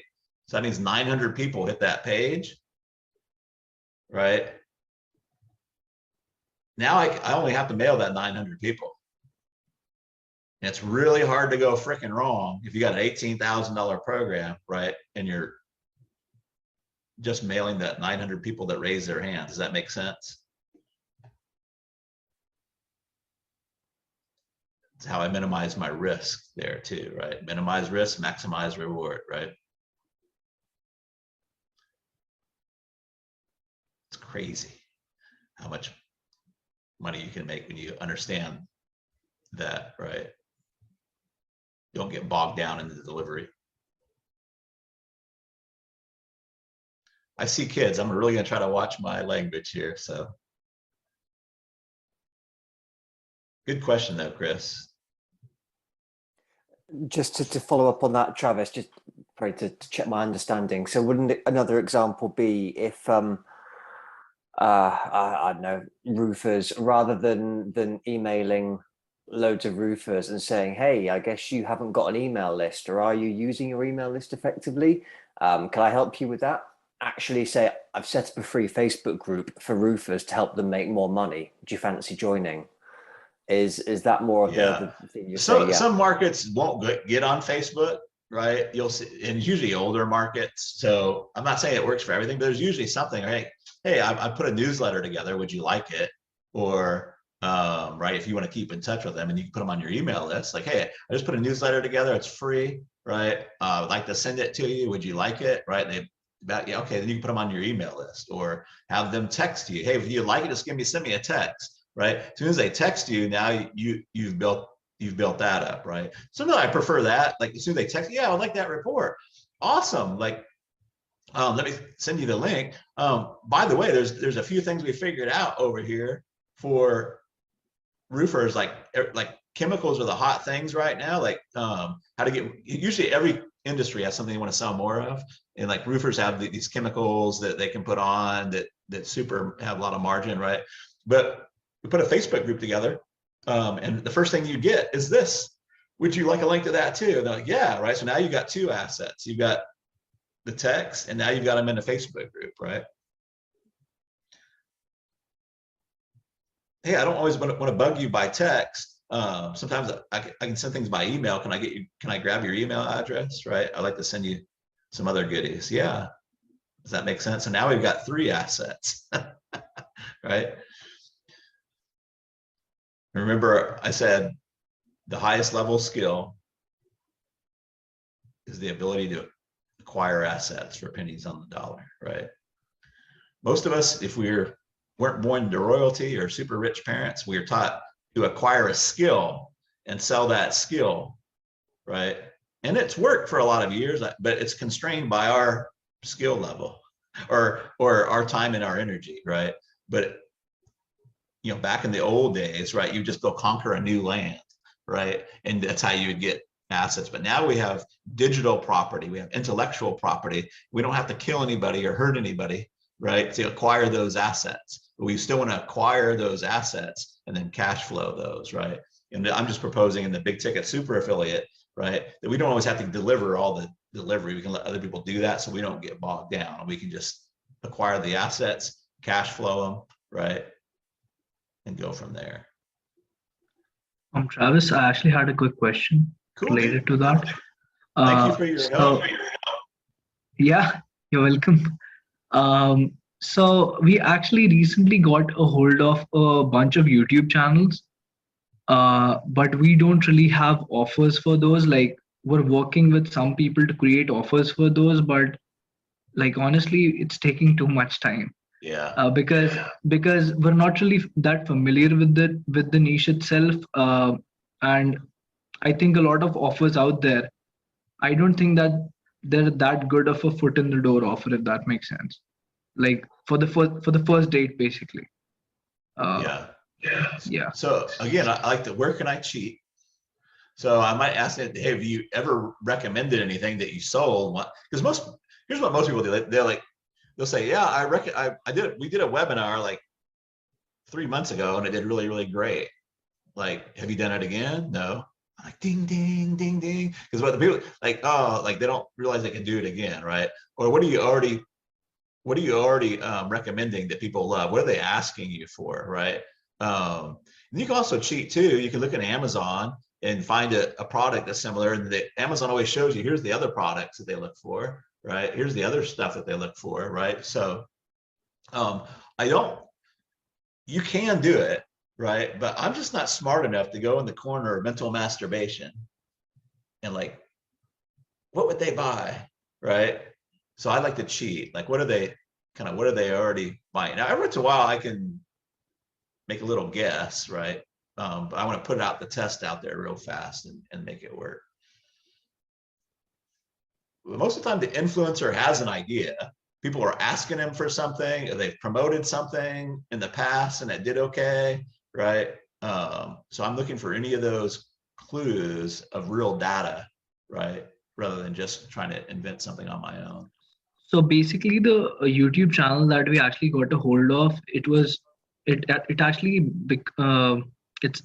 owned by somebody who's actually in the cryptocurrency niche, right?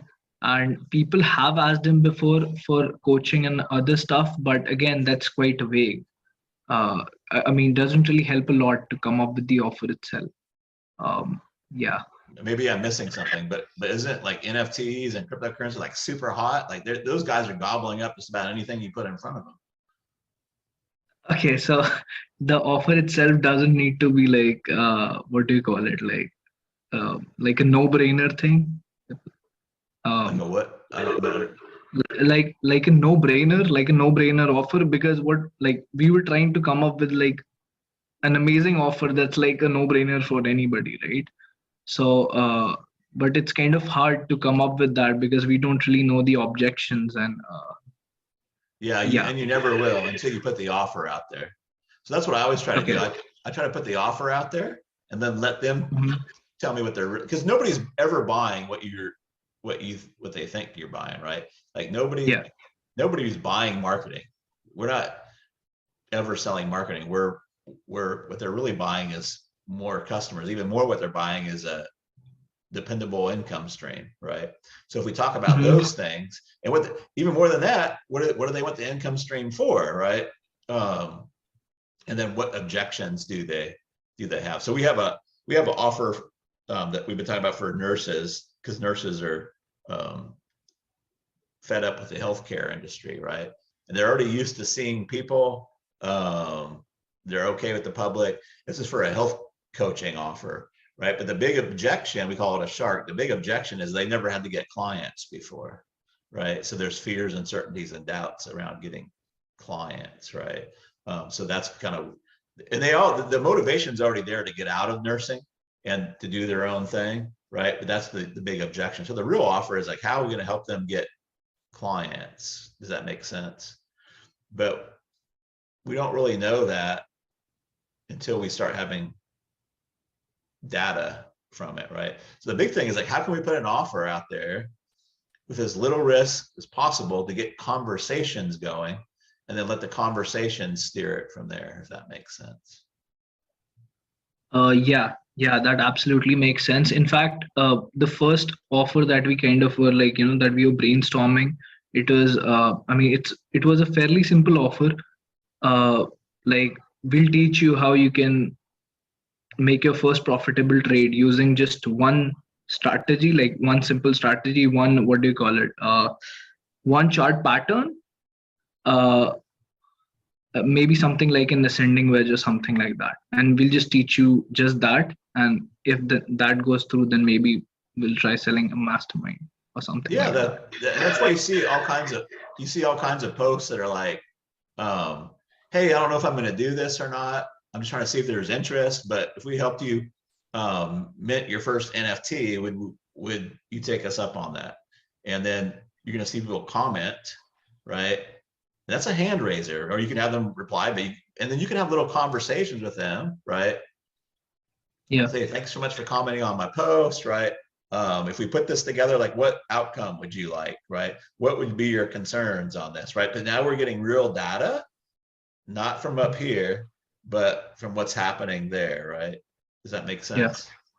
Yeah, absolutely. Yeah. Thank you. Yep, you're welcome, dude.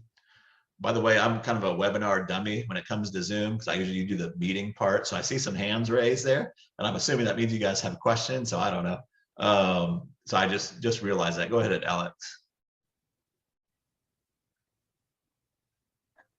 Yeah, so I just kind of want to, if it's okay, I want to kind of share my experience behind Magnify My Deal Flow. So I'm still doing the model that, definitely you're talking about, Travis, where somebody's already got an existing customer list. And I can't remember who asked it. I also then looked at industries that have very large transactions, and there's very few industries that have larger transactions than real estate, and then basically M&A, mergers, acquisitions. Yeah. So what I've been doing a lot right now is I just make a post that who here wants to sell a company? I have buyers. And I make another post that who here has, buyers? I have companies for sale. So this is something I learned from, Jay Abraham taught us 25 years ago, right? It took me 25 years to actually process this. And now, a lot of the deals that I do, a single deal net me 50 to maybe $500,000. And again, this is not a pitch, but when you're being paid that much, there's plenty of room to basically pay somebody to source deals for you. So in some of those cases, I'm not even sourcing the deal. I'm basically just putting it out there. And people say, well, I know somebody can do this, and I cut in a proportion of that. So you can look at it where somebody's already got all the assets, or you can look at it where somebody's paying a shitload of money, again, part of the French. And then you have such a large payday that you could pay somebody out this. And by the way, I don't pay out 50% of that. I pay out usually 10, 25%. Yeah, so I'm not, right. So I'm not saying this is a pitch to you folks, but that's the kind of deals I do. If anybody's interested in knowing more, just, I love to, basically joint venture with you on that. The great thing with that is you don't need somebody then that's got a big asset. I'm sorry, they don't have a big following. It's just somebody that's like emotionally motivated to do something that can change our life, right? And many times, like Travis said, they're so grateful. You would think, my God, like why the hell would somebody pay you tens of thousands, in some cases hundreds of thousands of dollars for a few hours worth of work? If you find the right buyer or seller, they're so grateful, they'll be ecstatic, because this is literally life changing for them. Yeah, so that, awesome. So take that for what it's worth. It doesn't, when you mean high ticket, most people immediately fall to high ticket coaching. Trust me, that is a very narrow view of the world. There are hundreds, if not thousands, of industries where it makes those numbers look small. Oh, that's absolutely right. I'm doing land right now, right? There's all kinds of land deals, and there's all kinds of transactions. Like there's expensive hot tubs, there's expensive stem cell therapy, there's dental implants are like 40, 50 grand. Like there's all kinds of big ticket stuff out there, right? You're right. Just the coaching is like a very teeny microcosm of that. Yeah. Right. So this is something maybe a little bit offensive to some folks, but we're on a small call. What I always tell people is this: there's lots of lists of rich people. Nobody tracks broke people. There's a list of Fortune 500, and as one of my clients, former clients, told me, there's not a list of broke 10,000 companies. They only track the 500 top companies. They don't track the broke 100,000 companies. So if you want to go after people with money, trust me, that list is so easy to get. It's not even funny. Yeah. There are so many people selling to that audience. Just figure out, like financial advisors, country clubs. There's just thousands of companies sell to rich people, and they're so easy to target. Just basically piggyback on some of their effort. So what I just shared you took me about 7 to 10 years to figure out. I kept banging my head against all kind of dead ends. So just kind of take that. Hopefully that helps somebody. Yeah. So that's great.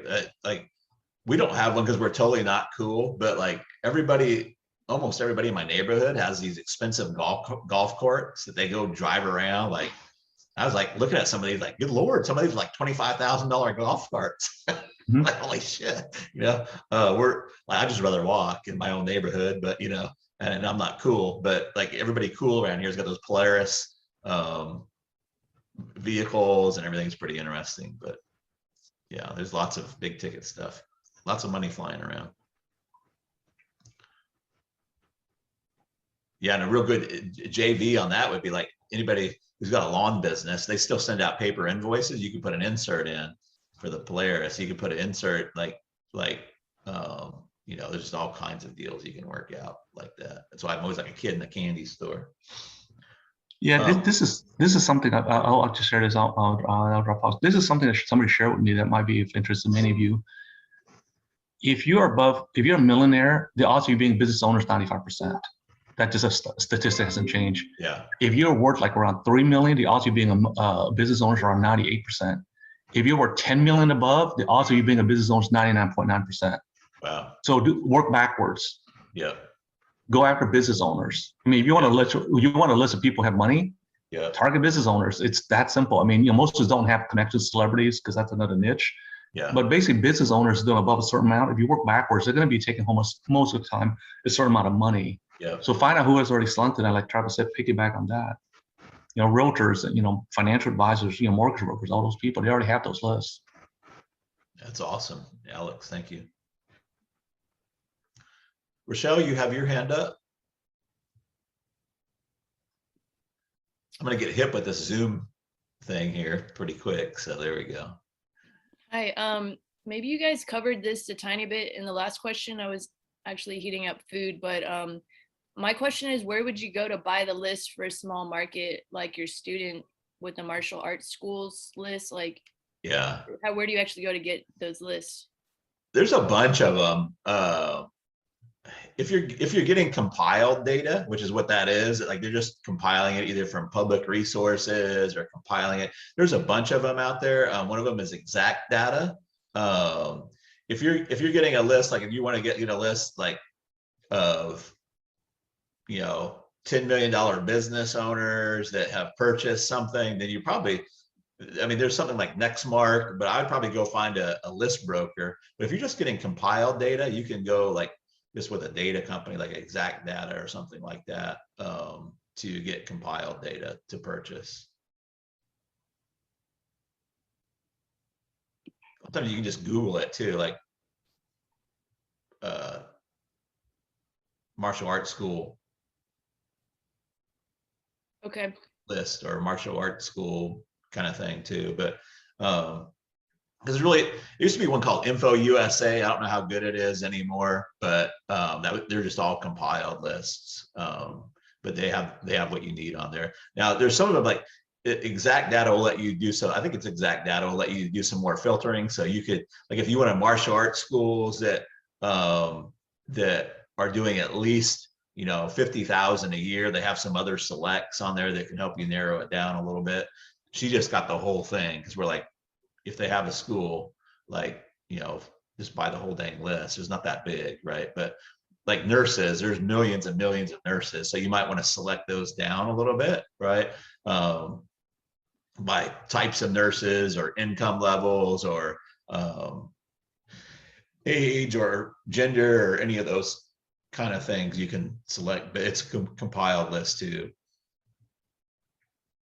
I prefer, if I can, if there's somebody that already has that list, right, or has that relationship built up. Again, I like to cheat, right?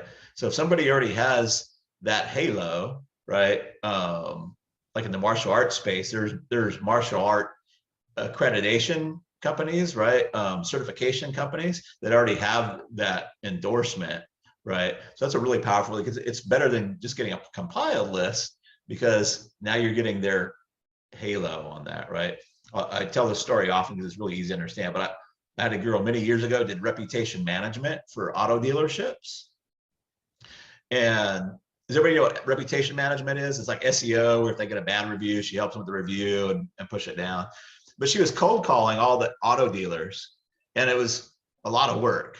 And I'm like, and you can buy a list of the auto dealers too, right? Because they're fairly easy to do. But in every locality of any size, there's a NADA, National Automobile Dealers Association, right, that most of the dealers belong to.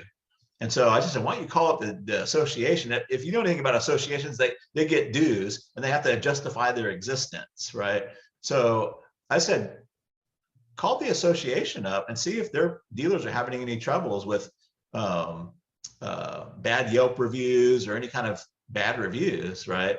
And then if they say yes, say, I'd be happy to put on a training class for your people. I'll show you what to do with those reviews, right? And she's like, oh, they're all over it, right? So what would happen is NADA would say, hey, we've got a girl that's going to show you what to do with bad Yelp reviews. It's a free class as a part of your membership to NADA, right? And she would get, 30 or 40 auto dealers on a webinar all at the same time. And she would show them what to do, right? And it was very laborious, right? How many auto dealers do you think really wanted to do that? Like none. So at the end of it, she'd say, if you prefer, I just be happy to handle this for you, right? And she just crushed with business, right? Because she had the halo of the NADA coming into there. So I much prefer that way. Like if you can do that, not because it's cheaper, not because it's free, but because you're getting that endorsement that takes years and years and years to put together.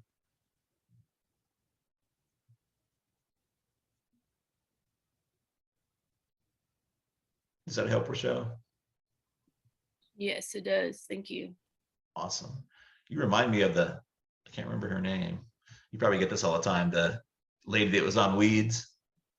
Oh, really? Nancy? Yeah. What's her face? Yeah. Mary Louise Parker. Yeah. I've actually never gotten that before. Huh, that's interesting. Sherilyn, did you have a question? Yeah, so I have a few if I can find them in my list, but one of them is in the deals that you're running, is there a typical time frame or like so many conversations that you are seeing or texts that are really building that foundation before that you're really ready to move forward with the deal? So the deal with the partner that I'm making, the influencer. Yeah. So what I'm trying to do is this going to work? And work means, are we going to make sales with it, right?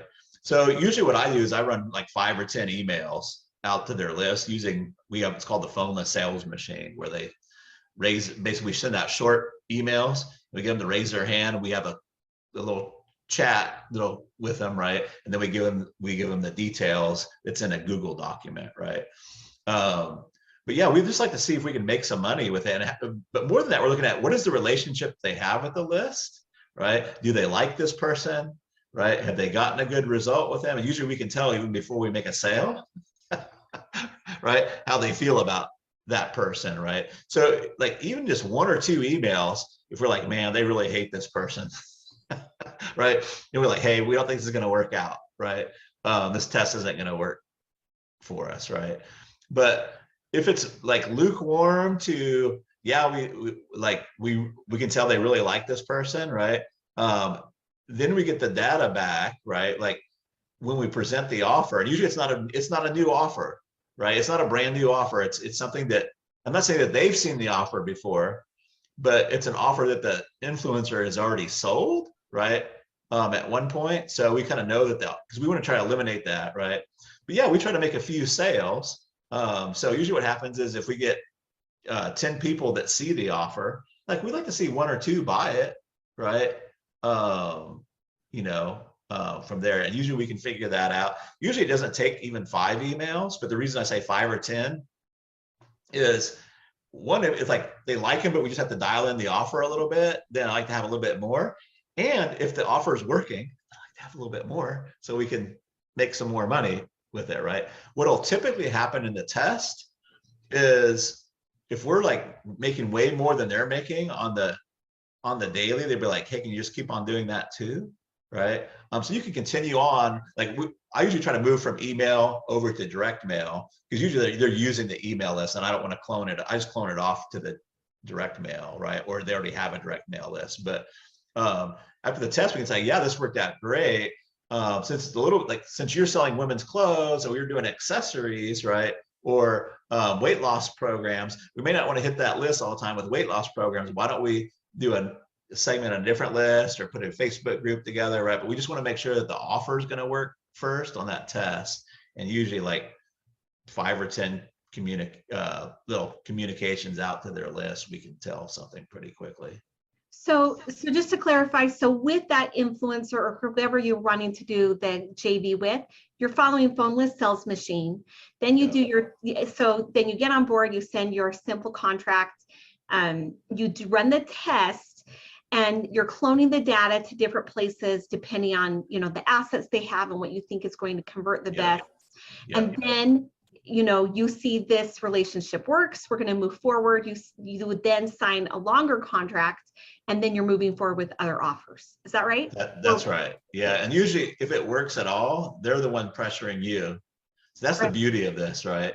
If they're like, holy moly, right? What else can we do? Like, can you send more? Like, no lie, I've had people call their grandma, not their grandmas, their moms. It's like, man, we've never made this much money before, right? And then they're obviously they want to keep it rolling, right? So instead of us pushing all the time, by getting that test out there and taking some of the risk, right?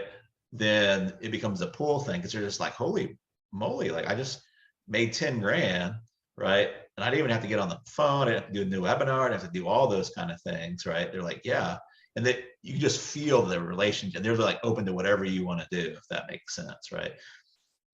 The downside to that is like, sometimes we make money, but I'm not making enough money for me to make it worth it. Like usually the tests don't just outright don't make any money, right? It may not be as much money as I want. And so I have to kind of cut ways with them, right? It's like, hey, this kind of worked out kind of well, but it's not going to be, I don't see any upside. I don't say that to them, right? But I don't see any upside to going forward. But so a lot of times it's us saying, no, well, I don't want to continue this, right? So do you have a tactful way of saying that? And then do you give them some kind of tips to move forward on their own? Or well, that's another benefit of saying the test, right? Because the test is for them and for us. I'm like, hey, we did okay on this, but and I'll just usually give them like a reason that I think it's like, hey, you're really looking for real estate investors that have done like 5 deals or more, and we're just not getting that many people. Most of them have done like no deals, right? So I don't think there's going to be a big enough universe for it to make sense going forward for us, right? And sometimes they'll try to save it. Can we give you more money? Can we do more of those kind of things? But usually I just tell them the truth. Like, here's, we thought it was going to be this. Here's what panned out. Even though we made some money, we don't see an upside to moving forward, right? Hey, Travis. What's up, dude? Let me swing back around to you, Jeff. I think Eric's had his hand up here. I don't want his arm to get tired, but I didn't. You'll be up next. Okay, that's much better. Go ahead, Eric. That was exhausting. Great call, man. I appreciate this. It's a little tactical, but I want to see if you have any creative ways to do this. We have a few retail stores, and a lot of our lists, we have our own email list, own text list, own messenger list. It's just kind of what I do. So I kind of want to leverage my own list, and our customers are homeowners. Obviously, we're like a home improvement store. A great niche, man. Well, yeah, and that's partly why I'm having kind of rein myself in, because there's contractors I want to promote, and for a percentage of whatever the job ends up being, or even local businesses around here, Krav Maga, whatever it is. That's after this call, it's just exploding with ideas. Yeah. But I'm getting stuck on this little nitpicky thing, and that's the tracking part of it. So are there creative ways that you've been able to track some of this affiliate stuff? I don't know how much local business you've done. Info products seems simple. I've done that before. I still do that. That's easier. But like a contractor, if I'm responsible for a contractor getting business, tracking that seems like just kind of a pain. Yeah, it's definitely easier in the digital world where you can, because we usually just use affiliate programs, right? So you can track the cookies and everything, but we can use SKUs, right? You don't always call it a SKU, but we can make a different program, right? In there. But the big thing is like some of it, like I haven't done a lot of local stuff. But the big thing is like if we become a paycheck to them rather than an expense, right? And that's really the difference there. We become a paycheck, then they want to keep it going. Like I have not been screwed out of a dime of commission on this. Is the thing everybody worries about. Oh my God, you're going to get screwed. Well, part of it is because of my test, and another part is because I have the flow come through me on part of it. This might be helpful for you. I have the flow come through me, right? Either go through my Gmail account that I own, or it goes to my tappers, right? But the third thing is I'm a paycheck, not an expense. So they know if they don't pay me, like I'm going to cut off that magic gravy train, right? So, you know, you can have phone numbers, right? You can set up phone numbers where you can track those phone numbers, and you can say, hey, you know, tell them Eric sent you, right? And those kind of things. So it's not 100% on that, right? But like when you send back like the lead sheet, right, from your call log, say, hey, give me what's the disposition on all these, right? Then they're faced with either I'm going to lie about it, right, or those kind of things, you know. Mm-hmm. That makes sense. Yeah, that's a great perspective. Be more of a paycheck than, yeah, an expense. Yeah. Or hey, we're going to call up with a follow-up call with these folks. One, you're checking, because here's the kind of the thing that we didn't talk about this, right? Here's where not to do like big fat rev share deals. This may be applicable to you, right? Where you don't want to do them is when you don't have like 90% of the control there. This is where people have got screwed. They're like, oh, well, I'm going to run emails. I'm going to run them to their sales team, right? But now like half of the success is out of their hands. Does that make sense? So I always tell my people, I'm like Marcus Lemonis. And I'm not saying it's going to work for you, but I'm like Marcus Lemonis. I want 100% control. Like you're going to have to give me logins to your Infusionsoft account, right? I understand if that's not going to work for you, but most of your bigger companies will let you do that, right? But I handle the sales and all that kind of stuff. All I want you guys to do is deliver it, right?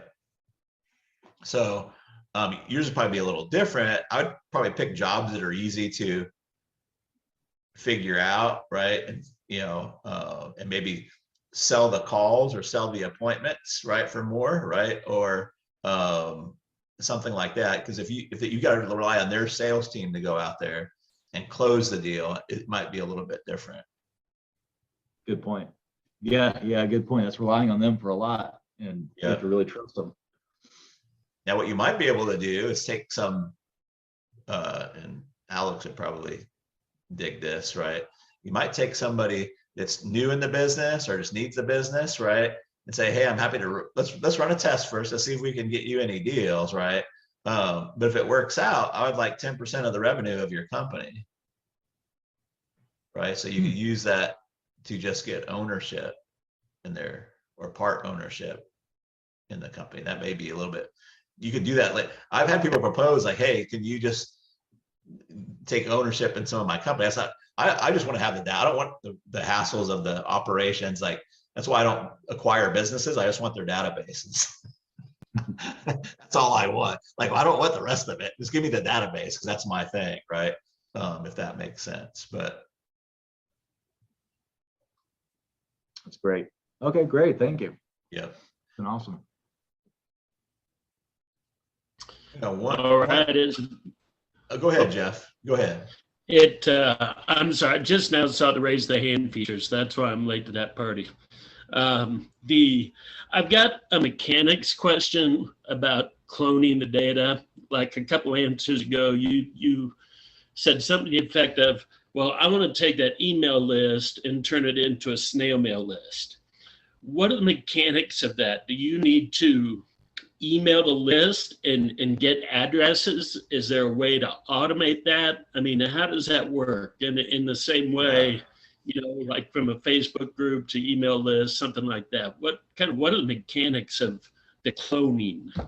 So it depends on what you're cloning from and to, right? So usually the easy, like if I'm segmenting a list, it's just a list segment, right? So sure. And then I just list segment. I don't want to take it to my own server necessarily. We just segment it and I have a login to their server. Like why go to the, you know, their Infusionsoft account, right? If that makes sense, right? Okay. If I'm going from email to a Facebook group, you know, we're not really like just uploading the list and they're in the Facebook group. We're just saying, hey, would you like to be in the Facebook group, right? Or usually inviting to a group. Usually you invite them to get something that's behind, like you think of a group as an opt-in, right, page, right? Hey, get like a lot of people that came here put in their email and their physical address, right, to get into this group, right? Does that make sense? So then I got emails, physical address, and those kind of things, right? It does. It does. I confused myself there by thinking of a different list. But if you were just working with somebody who's got all the information and all they've done is focus on the email portion when they've already got addresses sitting here That's that right. they just used, you're right. just going to a part of the list that they haven't used. Yeah. Or I'm actively segmenting off, right? Or there's a little Right, trick. right. There's a little trickier stuff that you can do. You can do a reverse opt-in. Let's say we have a women's clothing email list, right? And we send out an email to say, hey, we want to thank you so much for being part of the family. We know a lot of women ask us for accessories. We don't know if that's something that you'd be interested in. If you are interested in that, don't do anything, right? We'd like to send you some more deals on jewelry and earrings and all that kind of stuff. If you don't want that stuff, just click the link down here, right? And you won't receive those kind of things. So it's a reverse, you know, you can retain most of those people. So it's a little bit trickier to pull out. It depends on what CRM they're using and stuff, how you would pull that off, right? Okay. But a lot of folks, like, they have the snail mails already attached to the email, they're just not using it. Or even if it's not in their CRM, if they're paying by Stripe or some type of merchant account, the credit card company is pulling that information. They just haven't. If you go into your Stripe account, right, you can pull out, like, depending on how you're doing, like if you're going through another, like I use Zoho subscription. So Zoho actually collects all of the physical address. Same thing, PayPal collects the physical address. You can download your PayPal customer list, right? It'll have all the physical addresses on it, right? They're just not using it, right? Yeah. Perfect. Thank you. Guys, I'm going to take a 1 minute break here for a second. I'll give you one guess as the reason why, but I won't say it out loud. So give me a second here and I'll be right back.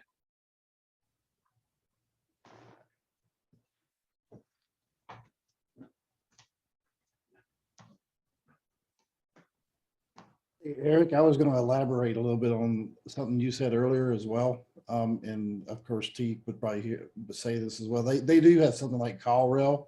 If you wanted to sell like the lead, you could actually use CallRail, which is a call tracking software. It's not that expensive.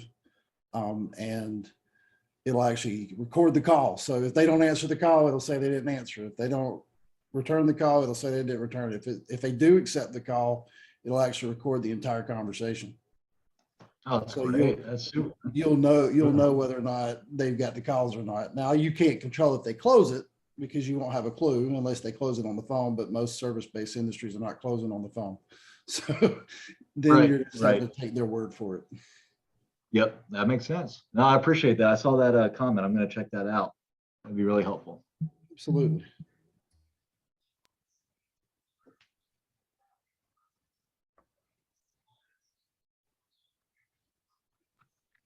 So this could be a great time for some of us to connect, though, that might be able to collaborate together. You know, if you want to say like what niche you're in, I'm really curious, you know, for those that are interested in maybe helping each other.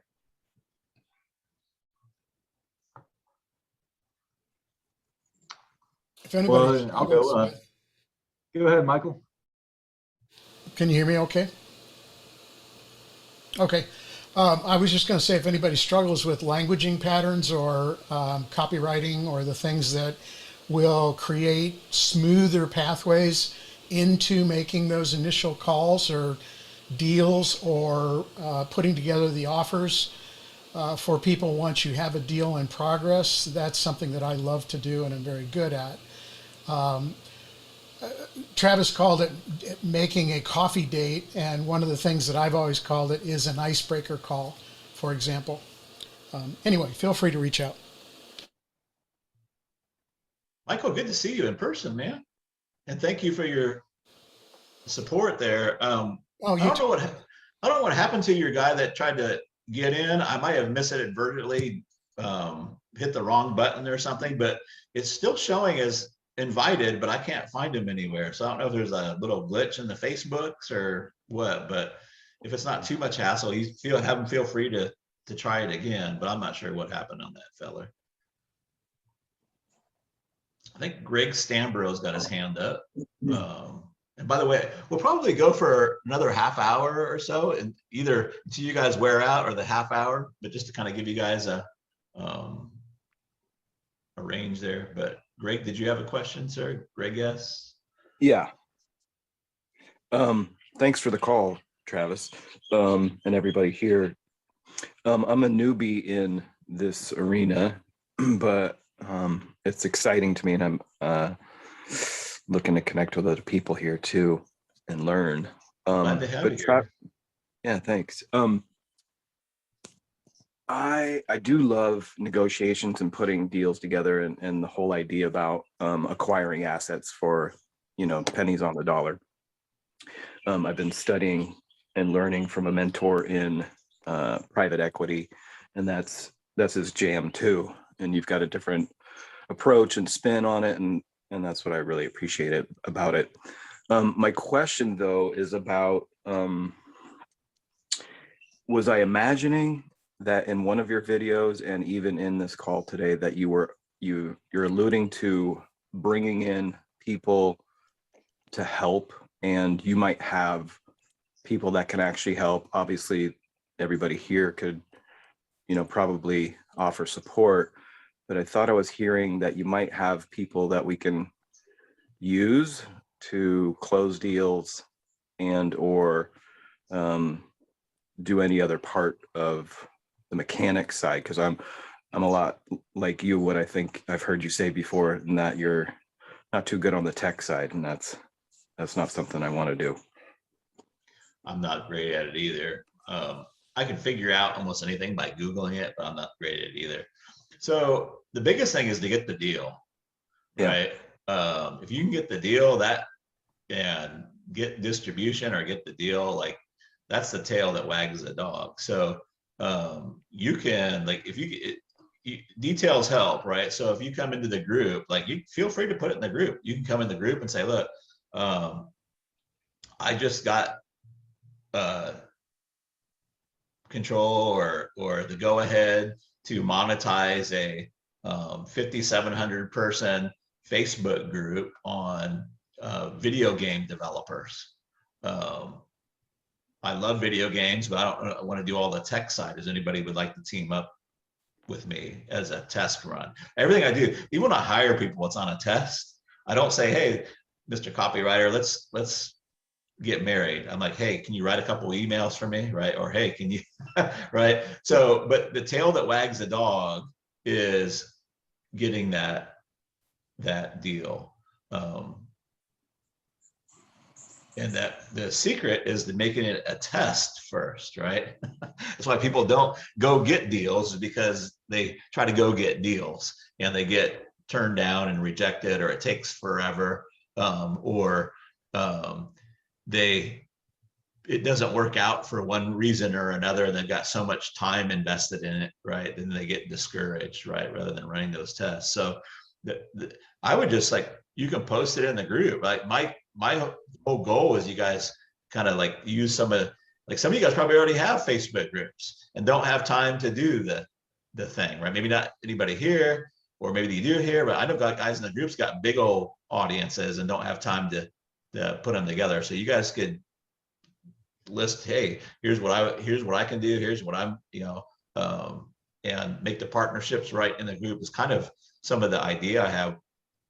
Right now, I don't have a formal affiliate program for PSM, but I'm going to put that out to you guys. Like, if you want to promote Phoneless Sales Machine, right, and bring in offers that are already proven for you guys, if you want to plug those into your databases. Or Michael, I think, was saying, hey, I can help you get some of these coffee dates if that's what you want. So yeah, I would say, your network is your net worth, right? So we're all here, right? We all have various skills and talents, right? I very often say, like, we're just trying to put together a royal flush, but we don't have to have all the cards. We just need to have one of the cards and let other people put those together, right? Kind of like in that producer video I was talking about, right? We just need to have the 10 of hearts, right? We just want to come in with our 10 of hearts and make those deals happen. So yeah, I mean, you guys are welcome to reach out. I would say bring something to the table first is the thing. Sometimes it's just an ask, and ask isn't always helpful, right? But if you bring something to the table, right? Say, here's the card that I have. Does anybody have a card to match that, right? I think we'll be pretty successful. Yeah. Travis? Yep. I'm not an expert on the construction of Facebook groups or anything. It seems like I had run across something at one point where there's an ability to create a sub-channel, almost like in Discord groups. Is it possible to have some kind of a breakout channel to where these gives and asks for relationship partnering can be done, that it doesn't clutter the main threads of what you're doing with teaching? That's a good idea. I don't know if there is a way in the Facebook groups per se, but yeah, we could probably clone off, right? Some kind of section for that. I don't know if there's a way to do it in the Facebook groups. I mean, I can put together a Facebook group, but I don't know all the ins and outs of them for sure. But that's a really good idea on that too.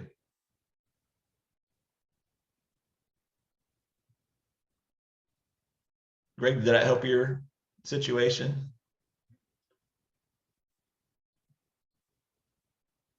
Yes, it did. Awesome. I just thought I was hearing that you might have, I know in Phoneless Sales Machine that you, or in your Big Ticket Mojo, that you had closers, and I didn't know if you had other people. Yeah, there's probably closers or tappers in the group, right? So you can post in those groups. Again, just bring something to the table. Right. Because what people don't want to do is just sit there and theorize, like, hey, if I got a deal, if I did this, would you do that? Right. But if you got an opportunity in front of you, right, then you're gonna have a better opportunity for it. And if I see it and I know somebody, like, I won't mention any names but he come to me with a Facebook group, and it wasn't my jam, but I had a tapper that was in that industry. So I don't know if anything's going to work out for him, but I hooked him up. So yeah, if you post it in the group, we can see what we can do. I do like Michael's idea, maybe set up a guide or something, but it still shows up in the regular group. But if we can have those kind of, do a deal together kind of things, that would be pretty awesome. Yeah, thanks. You're welcome, dude. James, I see your hand up there, my friend. Travis, how are you? I'm good, man. Thank you for all the love and support on the page and your shout outs and such. I love seeing you.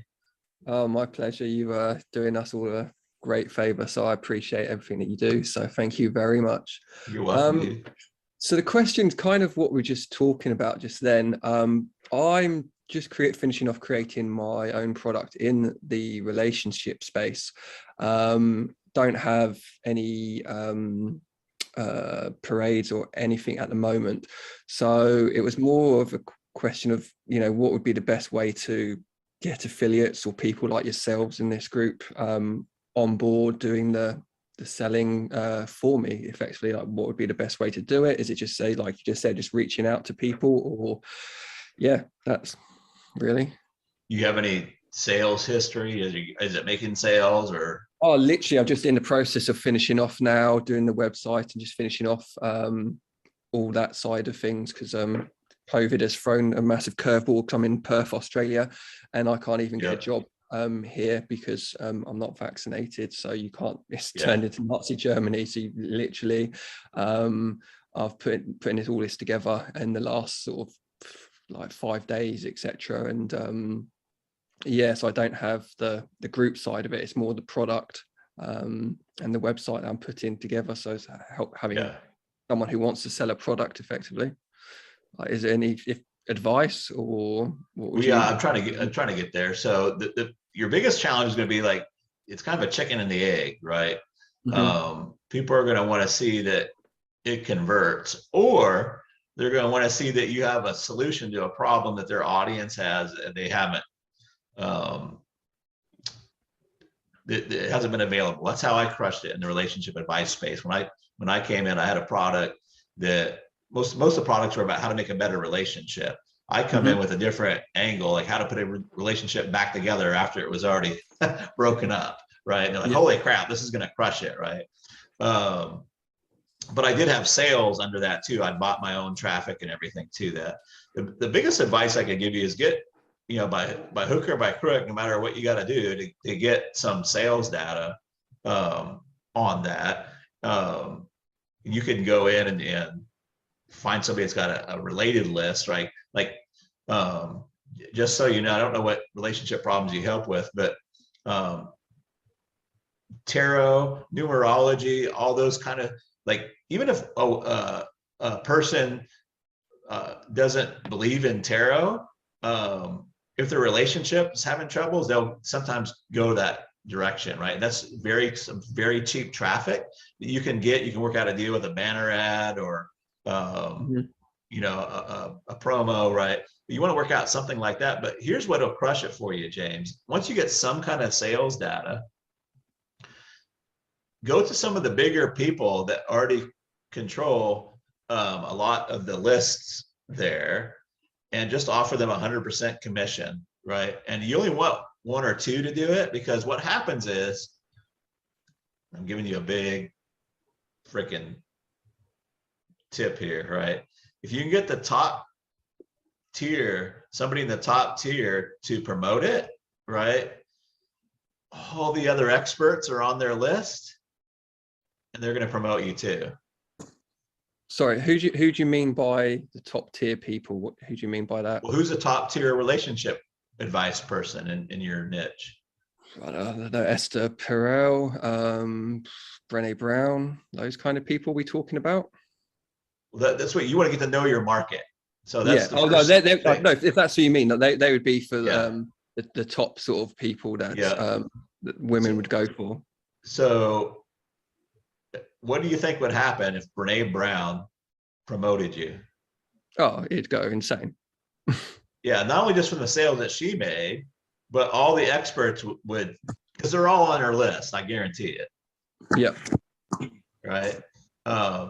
So that's the big thing is, like, get some sales data under your belt. You want to make sure there's a unique offer, right? Go, if you want to, in the $1 Million Offer Mojo group, that first How Idiots Get Rich, that first video that comes up there is how I do this in every market that I go in with an offer that's different and unique, right?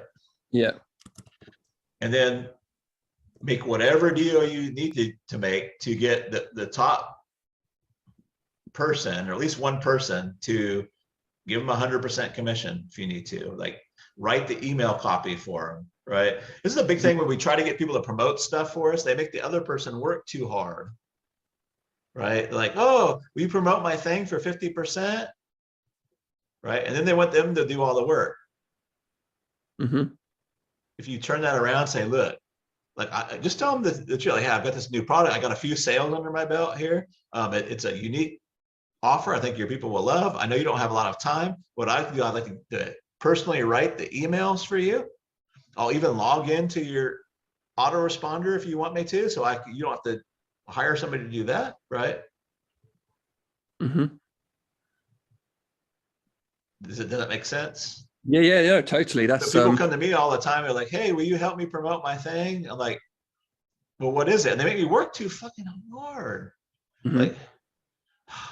Like, oh, okay. So you'll send for it? Well, now I got to write the copy and come up with the angles and all that's kind of what I was right? thinking of doing with like testing out on some influencers, to be honest, and like, someone with a more of a niche audience to begin with, and then just tweaking it with them with sort of a few weeks, months, whatever it might be, and then going for what's your price point on it, James? I'm thinking it's probably it's going to be just cheap on this. Say it's my first product, so I'm guessing between 150 and 250. Okay, that might still be worth it. Here's the. I'm going to post this in the group. I call it my FIT training. It's financially indestructible training. One of the biggest things we're getting assets for pennies on the dollar is what I call trash can assets. And right now, the biggest trash can asset out there that nobody's using is direct mail. So Brene Brown may have all these emails, but if she's using it, it's not a trash can asset. But I bet she's got a direct mail list that they're not doing anything with. So if you said, hey, if I pay for the mailing and everything, right? Can we send the traffic over to my product, right? Does that make sense? It's not quite as good because the influencers and the email list won't see it, right? But if you made some sales that way, right? And there you could just say, all I want is my postage costs back, and I'll let you have everything else, right? If it works, we'd like to promote it to your email list. There's all kinds of ways you could do it, right? If it's profitable, then you go out there and do that with other lists, right? But the biggest thing is to not make here's the thing, like the people that have money have time and energy problems, right? So we just want to do it all for them if we can. Yeah. No, I get that. That's cool. Yeah, because I've got a friend, she's doing her own product and stuff. She's got about 14,000 people following her on Instagram. So I was probably going to start off testing with her, and I'll put all that together and see how I that's get on. That's the other thing too. If you can find a side angle, like an Instagram following with business women, like the people that bought a lot of my female related products were business women, right? So you can work deals like that. Say, hey, you've got this Instagram following, right? But you're not doing anything with the email side, right? So you can work all kinds of deals like that out there. But your biggest domino that'll just help you crush it is if you get one of the big influencers to, because everybody's on their list watching what they're doing. Yeah.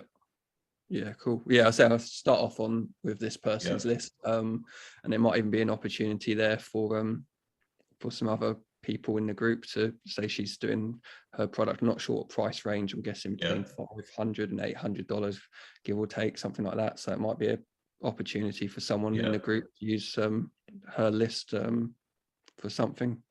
That's right. I love it. Cool. Thank you so much. I appreciate it. You're welcome, dude. Good luck on that. Cheers.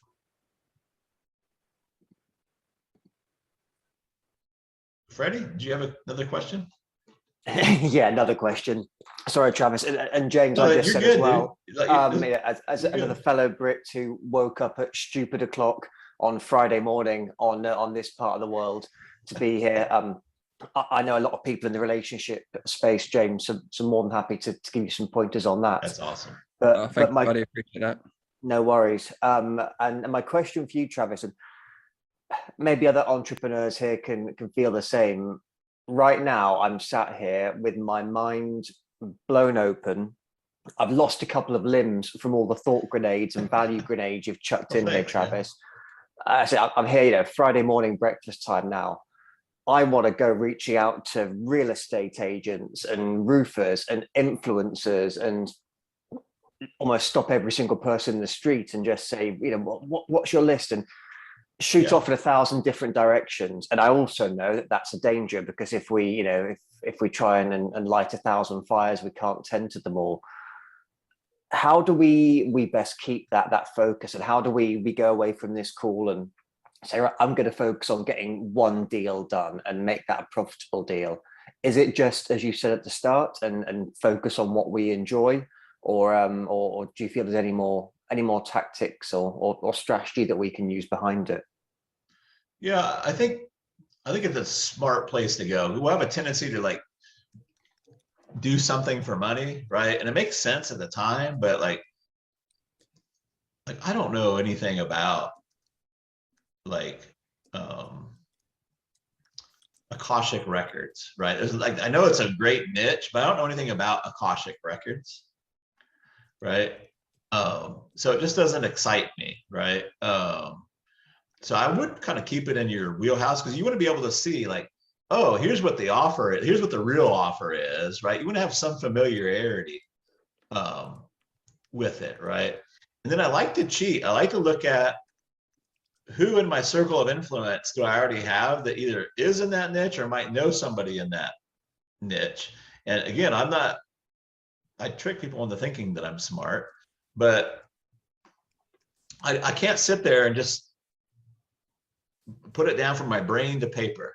So you can look in your old emails and your Facebook friends list. So you want something that will trigger a way to put together, cobble together a database. Database is probably too formal, what I'm trying to say, right? Very often I help people go get deals like, I have nobody. And I'll go look at their friends list. And even before I get out of the A's, I see like, because it starts out alphabetical, right? Like, Andy, before I see like 3 or 4 potential people, right? So you want to go get a trigger, right? That you can kind of put together a starting list, 25 or 50 people from, right? And then you need to start a conversation with them, right? And here's the thing, that nobody's interested in marketing. No, so we always have a tendency to lead with our hammer, right? I call marketing our hammer. Our hammer is the product. Nobody really, especially if they already have a hammer, they're not interested in a new or better hammer, right? But they are interested in what they're building with the hammer, right? Nobody's laying in bed wishing, oh, I wish I just had this one marketing campaign that crushes it, right? What they are thinking about is like, how do I sell more of my product, right? I've got 5 more people I could put in my mastermind. Or my reach. I used to get, 50% reach on my Facebook group. Now I'm down to 20% reach on my Facebook groups. These are all what I call present pains. And so you want to open the conversation there, right? This works really, really well. People feel uncomfortable with it at first, right? But if I go, let's say Michael owns a microblading. I'm trying to change the brick and mortar. Let's say, I'm just trying to pick a funny example, but Michael owns a microblading shop, right? Where they do girls' eyebrows and stuff like that, right? And I email Michael and I say, hey, Michael, do you have any openings in your shop for next week? He's usually gonna come back and say, yeah, I do, right? Now people feel uncomfortable with that because it's like, well, he's gonna think that I want a spot, and they do kind of think that, but if we were having a normal conversation, like if I bumped into him, like at the gas station, right? I'm not gonna be like, oh, Michael, you own that microblading shop. You really should like, oh, I can do some marketing thing, just blow your head off, right? Like, no, you'd be like, I'm gonna like, Michael, don't you own that microblading shop down there? Man, that's a really interesting niche. Do you have any openings? Like, how do you have capacity? But how many? Like, you must be full up, right? Like, it's really, really. He's like, no, I got openings, right? Huh? Well, I've got an idea. Does that make sense? That's where we segue into it, right? If we were talking about Dusan Jukic with the straight line leadership, right? I know he's got a $30,000 a year or a $30,000 3-month mastermind, right? I'm not going to reach out to him about a marketing campaign, right? I might talk to him like I would talk to him if I bumped into him at a gas station. Oh my God, like I've got your book, Michael, like it's on my, I read it like the Bible almost every single day. I've put it out to my list. I know hundreds of people have purchased it, right? My favorite chapter is this, right? Or my favorite distinction is this. I bet with all that popularity, like all your programs are full. It's like, no, actually they're not, right? Or maybe they are, right? But that gives the opening, right, that we need, right? Say, I don't know if this is what would work or not, but I think everybody should have this, right? Like, I got an idea. What if I funded, 100% funded the leads, the sales, and everything to help you fill up those campaigns? And I would not ask you for a penny up front or any retainer. Like, you only pay me after the money hits your bank account. Would you be open to discussing that? Does that make sense? So the first thing is to put together a database and then learn how to open conversations. I always say closers get all the glory, but even the best closers work for openers. People know how to open conversations, right? But sorry, the key on opening the conversation is to talk about okay, I had my headphones on. Coming. Somebody had a honey-do list. Is to talk about what they want to talk about, right? I'm going to just give it one more analogy, right? I think it's apropos here. If I wanted to get a captain's attention that's on a ship and the ship is sinking and there's fires breaking out, right? There only better be two damn things I'm talking about to him. It better not be like, hey, Cap, would you like to hear about the new human resources program I put together? He's gonna be like, get the hell out of here. Or a myriad of other things. There's only two things I better approach that conversation with. Captain, can I help you bail water? Or Captain, I saw there's a fire broken out aft. Can I go help you put that fire out back there? That will get the conversation open. Does that make sense? And it's how we do things naturally. We have like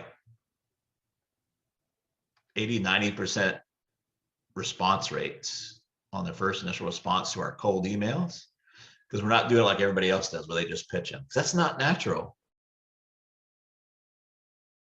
Dean Jackson does the same thing. He gives a really great example. You guys know who Dean Jackson is? You guys heard of Dean?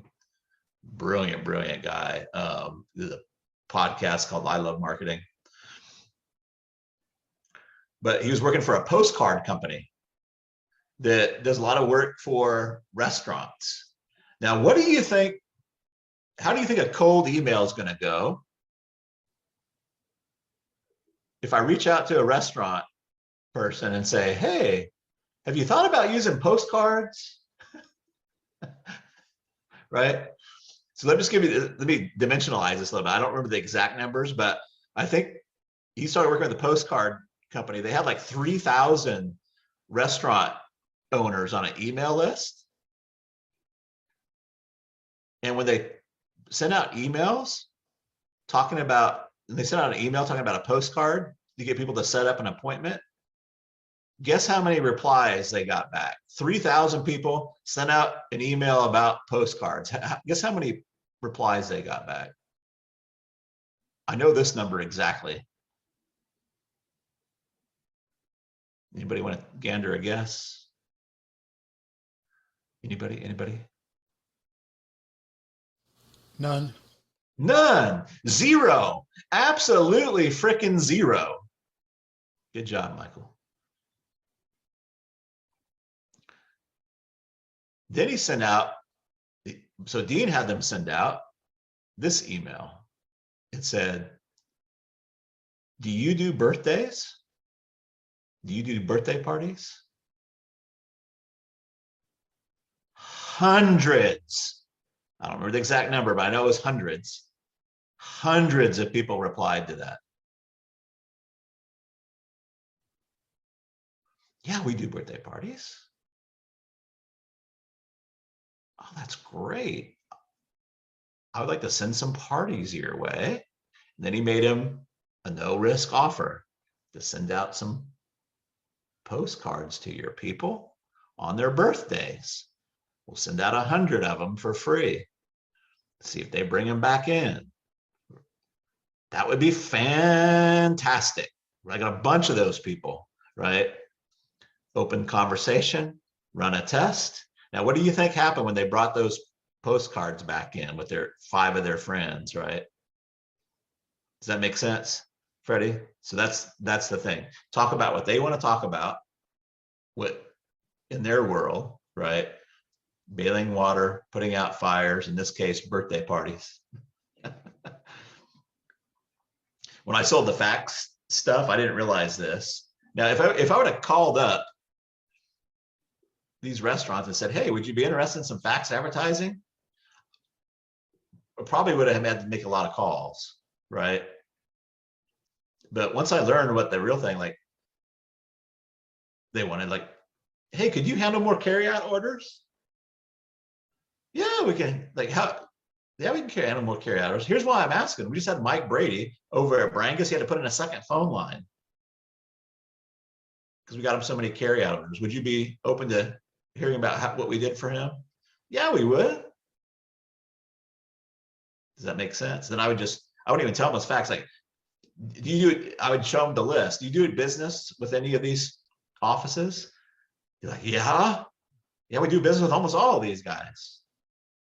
I've got all their fax numbers. Why don't we run a test? I'll send your daily lunch specials out to them for a week. If anybody brings the coupon back, then we can talk from there. That sounds awesome. Does that make sense? So this is kind of the whole thing that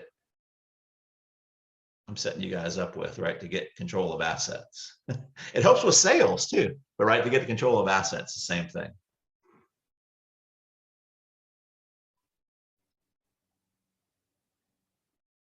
Does that help, Freddie? Yeah, very much so. Thank you. Awesome. Let's take one or two more questions, and then we'll wrap this baby up. I just want to make sure. Sometimes I don't express my emotions very well, but I just wanted to. I'm so thankful and appreciative to you guys for help getting the word out about the group, and just want to make sure that we get all the questions in here that we can.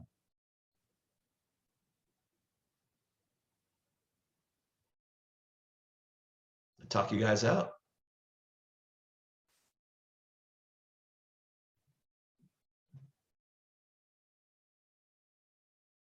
Well, awesome, everybody. I sure appreciate the heck out of you guys and look forward to seeing you back in the group. We'll be doing some other cool stuff like this later on, but I'll talk to you guys later. Thanks again. Thank you, Travis. Thanks so much, Travis. Really appreciate it. Thanks a lot, Travis. Thanks, man.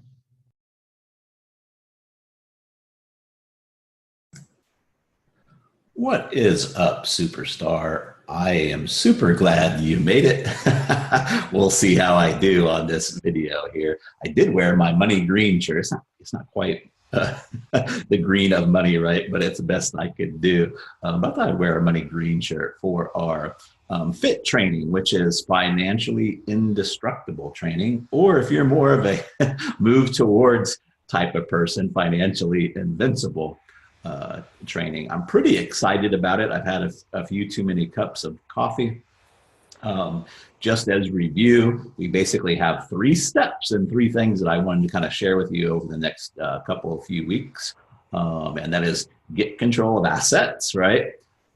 Cash flow and live free, right? So this is kind of the get control of the assets. And just as a reminder, we talked about how hedge fund managers work. So hedge funds are all about getting assets under management. Of course, that is cash for them. They want cash, right?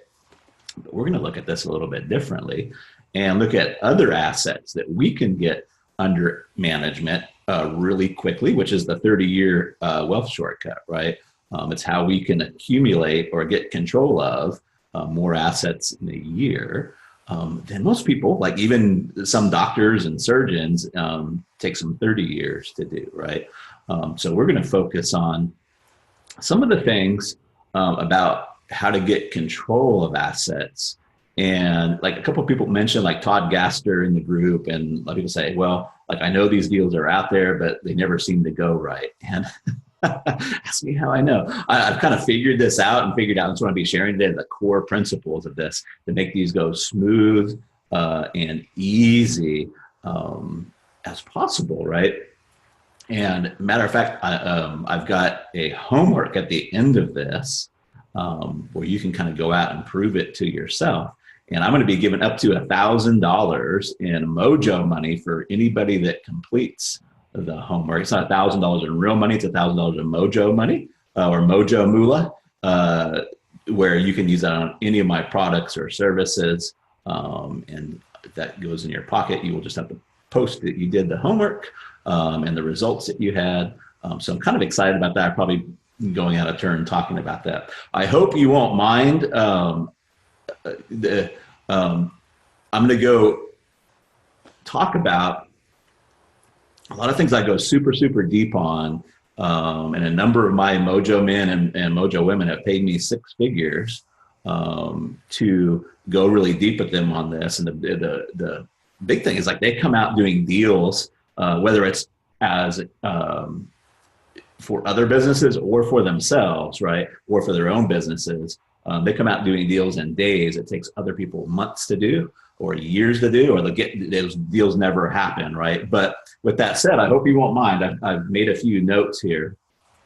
So you might see me glancing over at my notes a little bit because I want this to be as super breakthrough and life-changing for you as possible. So I just didn't want to leave it up to my old Etch-a-Sketch 51-year-old memory here. So, but what you're getting is a aerial view of some of the things I go really, really deep with my Mojo men and Mojo women. So like it may go a little bit longer than most videos that you normally watch or most trainings that you normally watch, but I think it'll be super valuable.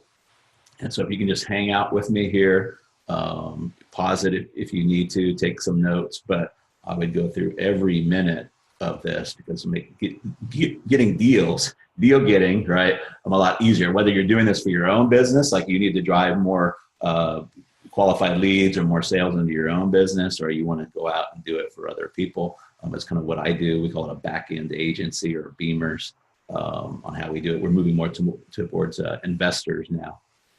But just for an example, I just got a wonderful partner. We're talking about the AUM, assets under management. It's got a wonderful partner, has a 30,000 person buyers list, and the emails and the direct mail or the physical addresses, right?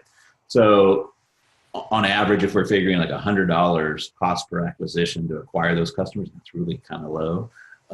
That's a $3 million asset. I did the deal in less than like a week, and we just did most of it by PM and one Zoom, right? So what we're going to end up doing is selling a $3,000 a month offer, and my share in that is 40%, which means we're going to get $1,200 for each person that we enroll, each person, right? Out of that 30,000 buyers, right? So it's going to work out fantastically well. I'm going to make them a bunch of money. We're going to do really well. Their customers are going to be even better served because we're going to make this offer even better for them. So it is a wonderful thing all around. I call it global energy leverage, where you got to make everything work for everybody. But I'm not going to go deep into that. Kind of getting off track there. But I want to go deep into the core principles. I'm a principle man. I like principles that not only work now, but will work 5 years from now, 10 years from now, 15 years from now, to eternity, right? That's part of how you become financially indestructible or financially invincible is operating off principles. Now, what I'm excited about is I've never really heard people share a lot of these principles in the way that I do. And that's why I think we have such an easy time putting these assets under management really, really quickly. A couple people mentioned Jay Abraham, and I really like Harvey Brody. They probably the closest thing that I've seen on this, but I don't know if you ever watched Jay Abraham. Maybe I'm just not smart enough, but half the things, like I have to be a really, really intelligent day to understand some of the stuff that he has. And I've worked with a lot of people that have studied Jay Abraham stuff and just couldn't pull the deals off. And so having them have some enlightenment, I guess, it sounds a little bit braggadocious for me, but having them see this a little bit more clearly, having the light come on, make things super, super easy. So here's a simple one. Here's the first core principle. Start with trash can assets. I call these trash can assets, or start with assets that are close to the trash can. What do I mean by that? Well, if it's an asset that they're using right now, it's going to be a lot harder for you to come in. If you're trying to say, hey, I can do this mo better, I call it a mo better offer, right? If you say, hey, whatever you're doing, stop it, I can do it mo better. Or if you got somebody running your Facebook ads, stop that, I can do it mo better. That's hard. That's a hard business to be in. Maybe you guys are in that kind of business where you're getting leads or doing something like where you're coming in, they already got something going on, right? And you're trying to insert yourself into something that's not a trash can asset. It's hard. But start with something that's in the trash can, right? If I come up to you and say, hey, if you have a big dumpster, right? I'd say, hey, I think you have some gold in your dumpster there. You're like, yeah, whatever. Right? And I say, if I go dumpster diving and I pull out any gold, will you share it with me 50-50? You'd be like, of course, right? It's really, really easy to do those kind of things, right? So kind of the corollary to that is the farther you get from the trash can, the harder, the longer it's going to take you to do business, and you're going to get more price pushbacks. You're going to get more, we're going to talk about this more, but like if you go to somebody's steak that they're eating, right? And that's their supper tonight, that's their steak, right? And, especially if they don't feel like they're going to get more steak and you try to get a little piece of that steak, they're going to be like, they're going to like claw you, right? But if you come in and bring them a cow, right? I'm kind of going into another principle here that they didn't know they had, like, holy crap, right? Then the deal structure changes, right? So this is such a simple principle. You might be like, oh, okay, yeah, I get it. Underutilized, unused assets, blah, blah, blah. I've used this to make lots of money, even when I was a very, very young man. And I want to share some of those with you. I like to share internet marketing stuff, but I also like to share stuff that are kind of more brick and mortar in real life because they're so easy to understand. So the first one is when I first moved from California to Arkansas, as you can imagine, I didn't have a job or anything when I first moved over here, but me and my brother started up an auto detail shop. And I won't go into all the cool things we did with that. We grew it really fast. I would just call up auto dealers and say, hey, I'll detail one of your cars for free if you like it. Give us some more business, right? And we were just overloaded. We actually had to upgrade our facilities, right? Within like the first 3 to 6 months. So it was pretty cool. But if you do a lot of detailing for auto dealerships, man, they want, it goes to this trash can asset, right? If they're giving you a car that they're planning on selling tomorrow or the next week, they were never happy with our pricing. They were always trying to get us down and down and down on our pricing, right? We started out like detailing, for like $100, and then we got down like, 75, and they were down like $50 a car, right? Which was a lot of times just a wash and detail, and they were never ever happy with it, right? Because they were planning on selling those cars like soon. That was that was not in the trash can. That was not a trash can asset. However, going back and forth, like picking up cars and delivering cars, we noticed something in the back row of most auto dealers. They have something called, like they do call it in Arkansas, the boneyard, right? And the boneyard is like cars they take on trade, right? But they're not good enough to put in the lot, right? So they have to figure out something else to do with them. Sometimes they'll take them to a car auction or something like that. Well, me and my brother said, what if because we didn't have a lot of money to just like go buy cars, right? But we're trying to figure out how do we get more for an auto detail than we're getting right now, right? And this changed everything for us. It kind of goes to that trash can asset, like that back row is kind of like their boneyard or their junk pile, right? But we started asking the dealers, like, hey, do any of those cars run? They're like, oh yeah, a lot of them run. Some of them are just really, really dirty. Some of them are pigs, right?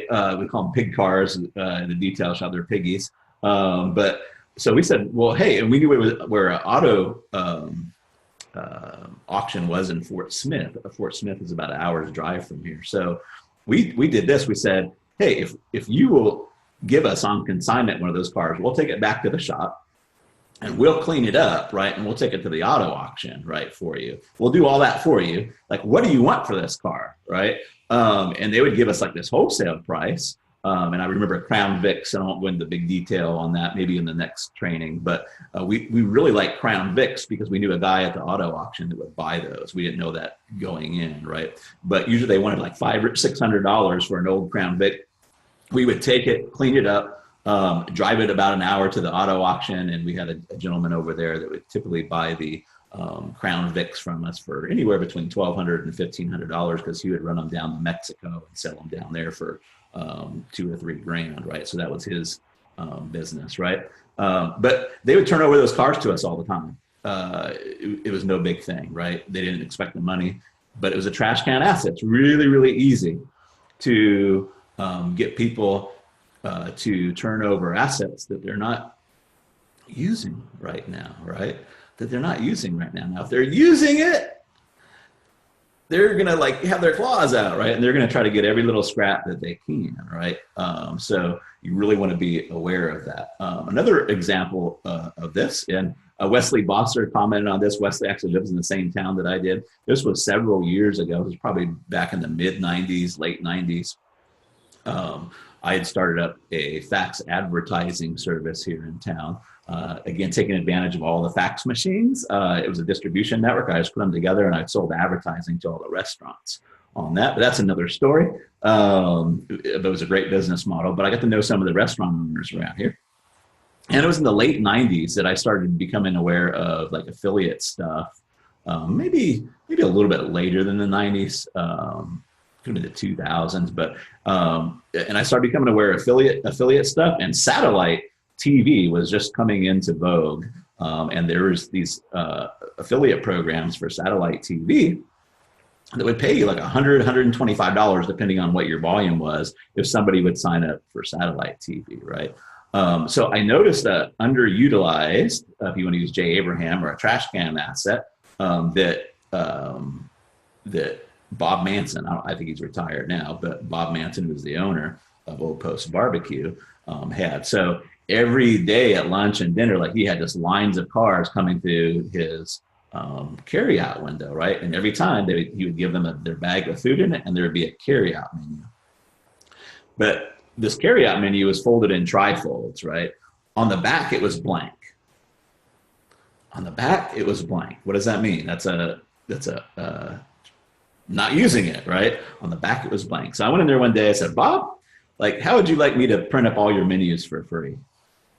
And Bob was a smart cookie. Like, you don't spend that many years in the barbecue, restaurant business without being a smart cookie. He's like, well, what's the catch? I'm like, the only catch is I want to be able to put an ad on that trifold part. And he's like, have at it. So there you go, right? So I went down to, was a printing place down in Dardanelle, which is pretty close. I think it was like $200 to print up the menus, right? For like 5,000. And guess what I did with that trifold? I put my ad for satellite TV. I think it was a VMC satellite at the time, right? And people would call the 800 number, and there was an extension, and that's how they track the affiliate stuff, right? So I think it was up and down depending on what it was, but satellite was really, really hot. Sometimes I would clear about $2,000 off of a $200 investment, just from that one, just from Old Post Barbecue, right? I eventually got smarter about it. Instead of me fronting the money for the ad, I went around to businesses that also wanted the distribution, because now I had tied up distribution. but I run around the businesses that wanted that advertising, like mobile homes and stuff like that. And I put their advertising on there as well. So I would ride for free. So I basically got that for free. I started doing that with some, not the big chain pizza places, but some of the small pizza places here in town. So I would print up the flyers on their pizza boxes. I got another one I did too. I'll wait and share that with you here. But these are just real simple deals to do, right? And I'm not saying you go out and just do deals like that. I don't know even if Satellite sells that well anymore, right? But the key point, it was a trash can asset. Boom, it's really fast to put those kind of deals together. These kind of deals still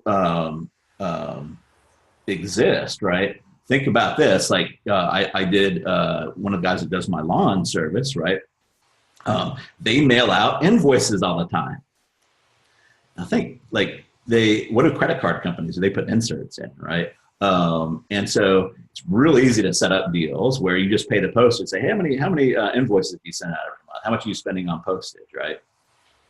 What if I paid for the postage for you? What's the catch? Well, I just want to put an insert inside, right? So there's all kinds of deals you can do.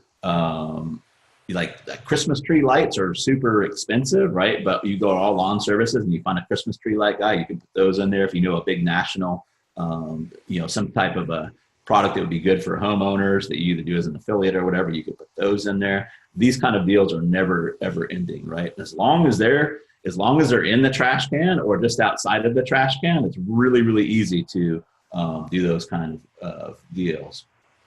My favorite by far, where I'm going to make you an offer at some point here, my favorite by far is real estate, but not like physical real estate, not physical property, digital property, right? Customer databases and direct mail, I think, are some of the most trash can assets right now that it's just so easy to get a hold of those, especially if you move out from the IM space. I've got students doing this in the roofing industry, financial advisory industry. We just, for us, we just got one who's a recruiter for nursing homes, right? That's a very, very lucrative business, right? And those databases are literally trillions of dollars of customer databases, sitting around. They're kind of in the trash can. They're not really doing anything. And even more so, direct mail, right? With all this online stuff, direct mail is really, really easy to say, hey, you got a direct mail list? Are you doing anything with it? If I funded everything, would you give me a piece? And they'd be like, yep. It's in the trash can, okay? So I really want to spend some time on this one with you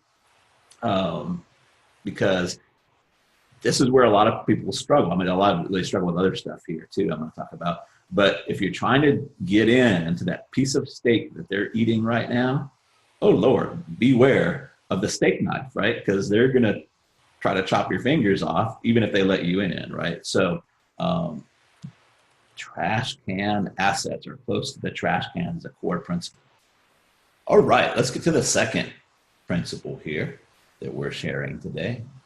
And this one sounds dumb on the surface, but when it can go from intellectual to somewhere down here to from an intellectual knowing to an internal knowing, boy, everything just opens up for you. And that principle is resourceful people have resources.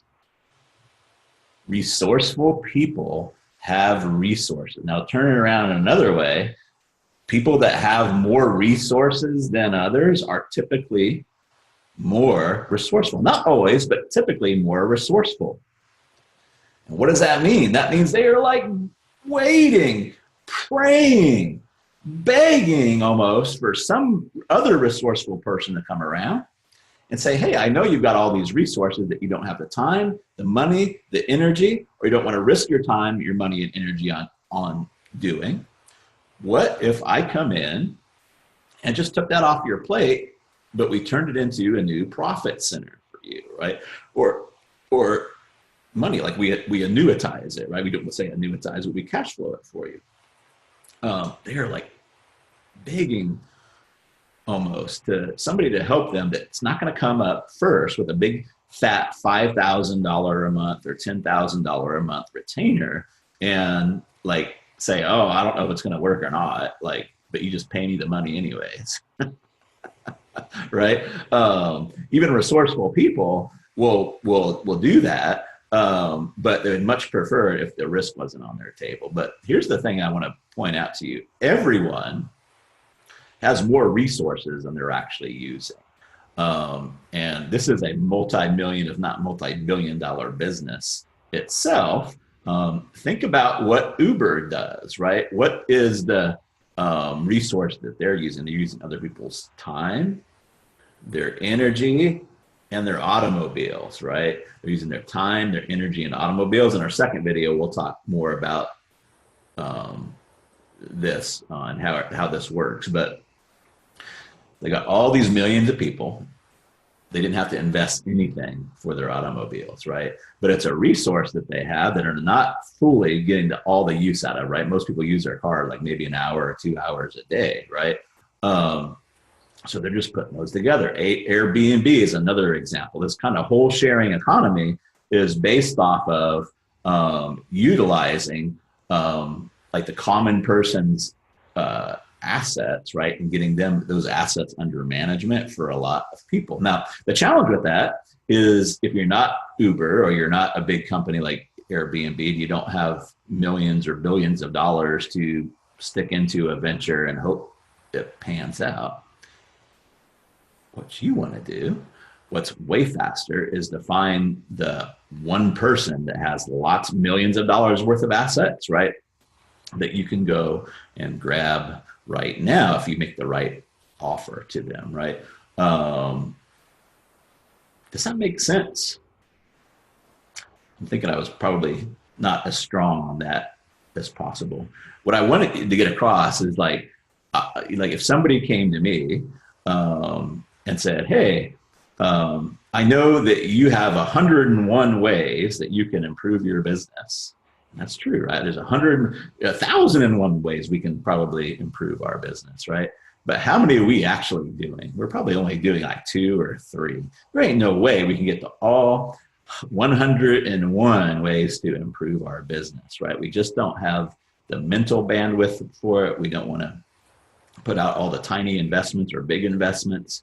It was risky. We don't want to have the management for that. So we're just hoping somebody will come along and say, hey, dude, like, I know you need this done. What if I do it all for you? You can just pay me if we're successful, right?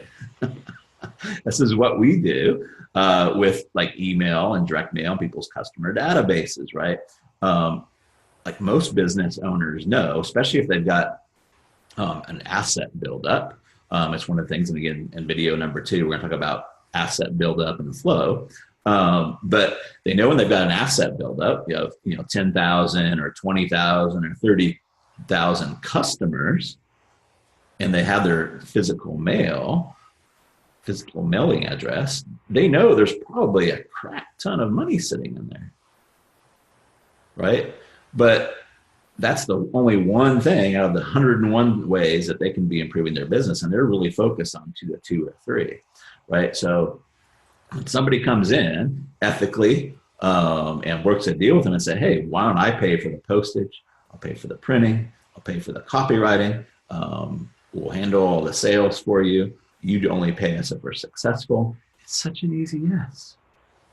It's a trash can asset, right? And they're like, yes, finally somebody comes in and solves one of my problems for me, right? And resourceful people are super open to that. Now, I don't want to beat up on anybody, but somebody that has 30,000 customers or a big like email database, right? That's a resource, right? Remember the principle of this is resourceful people have resources. Now, take the person that's taken 10 years to build up like a 2,000 person email database. If you try to work a deal with them, they're gonna be like, no, why should I let you do it? Like, I could do this myself, right? That's why they don't have the buildup, right? But you take somebody that's got, 100,000 email prospects or 10,000 customers on the database, and you can actually see the resources there. They're like, Yes, sir. I'll give you, yeah, no problem. I'll give you my Infusionsoft logins, like they're going to, because they're resourceful, right? They've broken past that, that mentality where they have to do everything themselves, which is keeping them not having resources, if that makes sense. So I just wanted to expand on that a little bit. You want to do deals with resourceful people. And how do you know if they're resourceful people? Well, they have resources. Da, da, da, da. Like, it's pretty simple, right? Almost diabolically simple. But so many people I see struggling in agencies or email copywriters that are out there, they're like working with people that don't have a lot of resources. And they're helping try to get people off the ground, right? Find people that got resources, right? And make them these kind of deals. Again, whether you want to run it, do it for them as a percentage, but think about it. Like if you have a financial advisory service, who out there has direct mail that they're not using that you can do endorsement deals to, right? You pay for all the postage, put an insert in, or do the whole thing, endorse mailing, right? All of those kind of things. Super easy to do. So whether you're doing this for yourself or you want to do it for other people, this is all valid, right? Just want to get that across.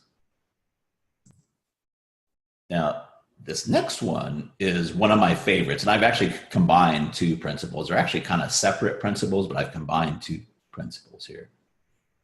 But that is bake them a new pie and or a bigger pie. Bake them a new pie and or a bigger pie. And what that means, it's kind of like what we were talking about the trash can assets, right? If you can bake somebody a brand new pie, right? And not ask for the one that they're eating off of right now, but you come in and even if they're using their ingredients, right? Hey, what if we take your ingredients, right?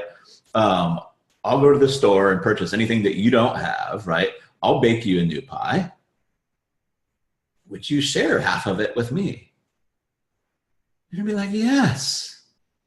It's so much easier. Like, who wouldn't do that, right? Like, if I bake you a new pie, would you share half of it with me? Now, if you're trying to get even a spoonful of the pie that they're eating off of, you're going to have problems, my friend. So sometimes we'll go into something like if somebody's using like their email database a lot, again, it's not close to the trash can, right? If they're using their email database a lot. But what if we can bake a new pie from it? What if we can just mail it a couple times and either get the snail mail addresses or put them into a Facebook group, or even segment them off to a new email list, right? Now we've just created a brand new pie. Just created a brand new pie, right? To where then we can go monetize that. That's one way of doing it, right? If they have a direct mail list that they're not using, right, then obviously that's kind of going to the trash can asset, right? And we're still kind of baking them a new pie because we're taking their thing. We're going to sell their stuff, right? So we're actually getting control too, not only of their distribution network, we're getting control of their product, right? And I like distribution networks way better than product. And we'll talk about that more in the second video too. But distribution network is like what you want to have control of more than anything else. But we got control of distribution network, got control of their product or program or service. The cool part is like they deliver it, right? Once we make the sale, like the deal that I've was sharing with you, once we make the sale, I'll collect the $1,200 a month, but they got to go deliver the service, right? So a lot of people say, well, why don't you just do this for yourself? Well, I do, but the problem is that my capacity runs out, right? So, but now I've got capacity, other people can deliver the service. I stick to do what I'm doing best, right? But that's the bake them a bigger pie, bake them a new pie on how we do that. So yeah, again, I just really want this to drive home for you. If you come into somebody's living room, right, and you've got a pie already baked up, right, it's apple pie and you can smell it, like it's maybe even still bubbling, right, and maybe you got a thing of ice cream in this hand, right, and you hold it in front of them and you kind of waft some of the smell over to them, right, and say, hey, would you like to share this pie with me? They're gonna be like, yeah, right? So this kind of it's very similar to the trash can asset, but we want to, if we're trying to get in with somebody, right, we want to look for something, how can we take what they're using and just make a new pie out of it, right? So the new pie. Now, here's one of my favorite ones, and this blows people away, blows my, not like my students, but also my partners away. And I call it make a bigger pie. And so sometimes this has happened a few times where I'm talking with somebody, talking about partnering up, and some people call it a client, but I like to think of it as partners rather than clients, because I don't want like the client underling relationship. Like I want a partner relationship. I don't like to be told what to do. Let's put it that way. I don't like to be told what to do. So we have a partner relationship when we go into these things, right?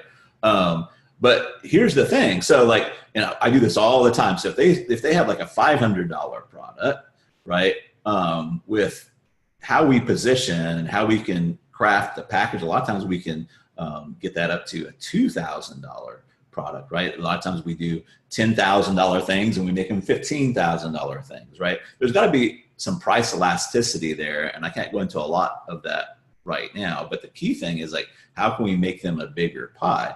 So what people tell me is like, good Lord, like I can't see anywhere where to say no to this, right? And here's why that's important. So if you come in and they're selling something for $500 and you figure out how to package it for $1,000, let's just say $2,000, right? And you get 50% of it, like you're part of it, it's gonna be 50%. What does that mean for them? It means that we're selling it for 500. Now they're getting 1,000. You just liquidated, not only have you liquidated your service, but they're actually coming off better ahead, right? Sometimes you can't always work those deals, but almost always I've been able to liquidate whatever my percentage is. Do you get that? Super powerful, right? They're like, my God, like not only is he solving a problem for me, I'm able to make more money than I did before. Like, how could I not do that deal, right? This is really big in the e-com space if you do it right, even though the margins aren't, right? They're selling one thing, a Muscle Pro 2000, right? You can bundle up, right, which is the first thing people think of, but you can also bundle up training or coaching or a digital product with that, right? And you just go out and work those deals. Like, so if somebody has like a 100,000 person customer database or prospect, that doesn't matter. You go to somebody else and say, hey, you got this really great training program for getting, you know, 6-pack abs or bikini butt or whatever it is, right? And you say, I'd like to bring you some customers, right? You just work out an affiliate deal. Now, again, does the resourceful person have time to go out and make all these deals? Hell no, right? But it's really easy to put those deals together. That way you're combining a package, right? And you're getting more for if they would have done it on their own, right? I was just talking to somebody who's considering taking on a partner who sells retreats, right? And they do retreats for like meditation and just go with meditation because that's the one I remember right now, right? But if they come on a retreat for a meditation, they're paying $3,000 for it. What if we had a world-class, or maybe not even a world-class, but we had an expert on meditation come into there? Would that increase the price elasticity? Probably, right? We can make it a win-win-win for everybody, because what does the meditation expert want? They want more distribution. They want more stuff, and you could probably work them out, you know, a monetary deal as that as well, right? So just by recombining and packaging things, if they come off better, right, by baking them a bigger pie, not only you're baking them a new pie, but you're baking them a bigger pie. Oh my God, like your partners, or if you want to call them clients, like you do a couple deals and they can't live without you. And maybe I'm being a little bit overly dramatic there, but what you'll find out is like you do one campaign for them, like, what's the next thing? It's always like, what can we do next? What can we do next, right? So it's pretty exciting. So that is bake them a new pie or a bigger. Ready for the next one? This one has made me more deals that probably could have gone wrong than anything else. It's also where I see so many deals go wrong. And that principle is don't ask for marriage right off the bat. You want to date first. So many of these deals, because both people get excited, right? They're like, well, if we do this, then we can do that, and we can do this, and we can do this, and we can do this, right? And it turns out to feel like a marriage, right? And here's the thing. It complicates the deal for them, and it also complicates it for you, and deals don't get done. It also makes it more expensive for you to do a test on this. So we want to date first. So I am always like, when I can tell, like when the partner's getting excited, they'll say, oh, we can do it on this thing and this and this thing. And I'll kind of like pull it back a little bit. I say, that all sounds great. I'm glad you're looking to the future. But what I'm proposing right now, and I'm a dork. So I just say, let's do it. Let's date first, right? So I'll just come out and say that. If they're a little more buttoned up, or maybe you're a little bit more serious, you can say, let's run a test first, right? But I call this the first date, the test, or the core sample, right? I got this core sample concept. I know I'll never be successful because I like to watch TV, but there's a show called Gold Rush, right? And it's where a bunch of normal people, they go out to Alaska and they dig for gold. And one of the things is, and some of them didn't do it, right, is they sign this lease for this piece of land, right, without doing a core sample, right? And the core sample, you just do a big drill a big hole, right? And you see how much gold is in there, if it's going to be worthwhile to do it or not, right? So we want to do this, right? We want to go in, and instead of like saying, oh yeah, this is going to be a long-term marriage, which is scary for both people and complicates the deal, just keep back to proposing a test or a first date. Like, let's just do a simple test, right? So like on my direct mail stuff, like when I am shooting for the direct mail, usually the way the deal starts out is we run a test on their email first.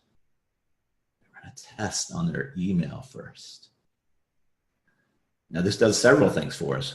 First, if I can't make it work at all on the email, it's probably not going to work in direct mail, right? Now direct mail, if it's working on the email, it'll probably work as well, if not better, on the direct mail, right? But if I can't, I want to get the offer dialed in and everything figured out on the email first. Guess what else it does?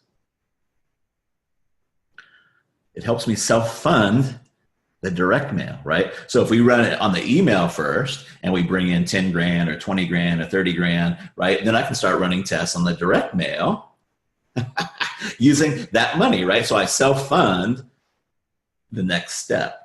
Right. So if it doesn't work on the email, right, then I've just done a core sample and I'm like, probably not going to work. Right.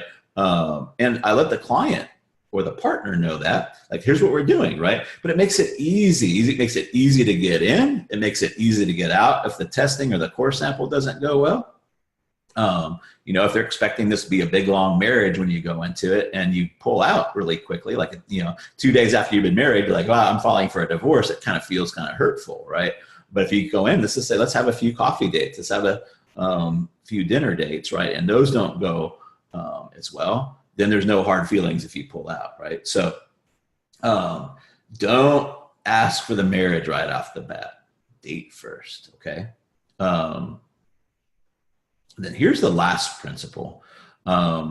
This can go really, really deep, and I'm just going to skim the surface on it. But we want to reduce as much risk as possible. And risk, as well as currency, comes in 5 kind of major things. I call them timers: time, identity, money, energy, and reputation. These are the things that'll get in the way of a deal. If they feel like there's time, risk to their time, there's risk to their identity, there's risk to their money, there's risk to their energy, and especially risk to their reputation. These things will get in the way. But also it helps us figure out how we can position, because we can look at what they're already doing, and there's timer risk in anything that you do, right? But what we do is reposition for what they have. I'm going to change my page here right quick. So I thought, rather than just going super, super deep on that, probably an example would be the best thing. So I was telling you about my satellite affiliate program, what I was doing with the Bob at Old Post in the barbecue restaurant, and with pizza companies. And it was doing nice. I was up to the point where my volume, I was getting $125 for every satellite that was installed, right? But as I was looking at my stats one day, I kept seeing this thing called second tier, and I didn't know what second tier is. So I called my affiliate manager fella, and I said, "What is this second tier thing?" Right? And he's like, "Well, if you sign up anybody underneath you, then you get a percentage of what they bring in, which turns out to be like $20 to $25, depending on the volume that you do for anybody that signs up." And of course, I immediately, oh, so it's like an MLM? He's like, "Oh, don't say that, right? No, it's just a second tier. Like anybody you sign up, like, well, you'll get that percentage." And I'm like, well, isn't that damn interesting? Because I've been involved in fundraising for people, and I knew like the fundraising for public schools is just a disaster. And so let's just take a candy drive, right? A candy bar drive, and look at all these timer aspects, right? So if a school wants to raise funds and they're going to do a candy drive, let's do a candy bar drive, right? By the way, this is a multi-billion-dollar business. You could probably still run deals like this. But say they want to do a candy bar drive, right? Now, everything has timer risk, right? So all we have to do is, it's the old joke. How do you survive if a bear's running after you, right? You don't have to run faster than the bear. You just have to run faster than your friend, right? Or hopefully your enemy, whoever's with you, right? You just have to run faster than them. It's the same thing with offers. We don't have to be perfect. We just have to beat the offer that they already have, right? So let's take a look at this, like candy bar fundraising for schools, right? So first off, they've got to send a big old check to wherever they're going to buy their inventory from, right? And yeah, they get certain deals and they can, do percentage deals, but basically they have to send money. That's the M in timer risk, right? They have to send that money off.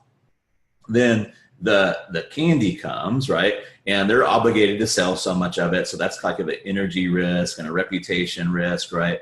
But then they've got to get it to the kids, right? And the kids got to go out and use all kinds of energy to go out and sell that stuff, to go traipsing around neighborhoods, which could be, reputation risk and also safety risk for the moms, right? They go traipsing around the neighborhood, selling these candy bars, taking the monies, right? All kinds of like inefficiencies. Their money's being lost. I mean, these are kids. They're going to lose monies, lose candy bars. Maybe a few candy bars get eaten. Who knows, right?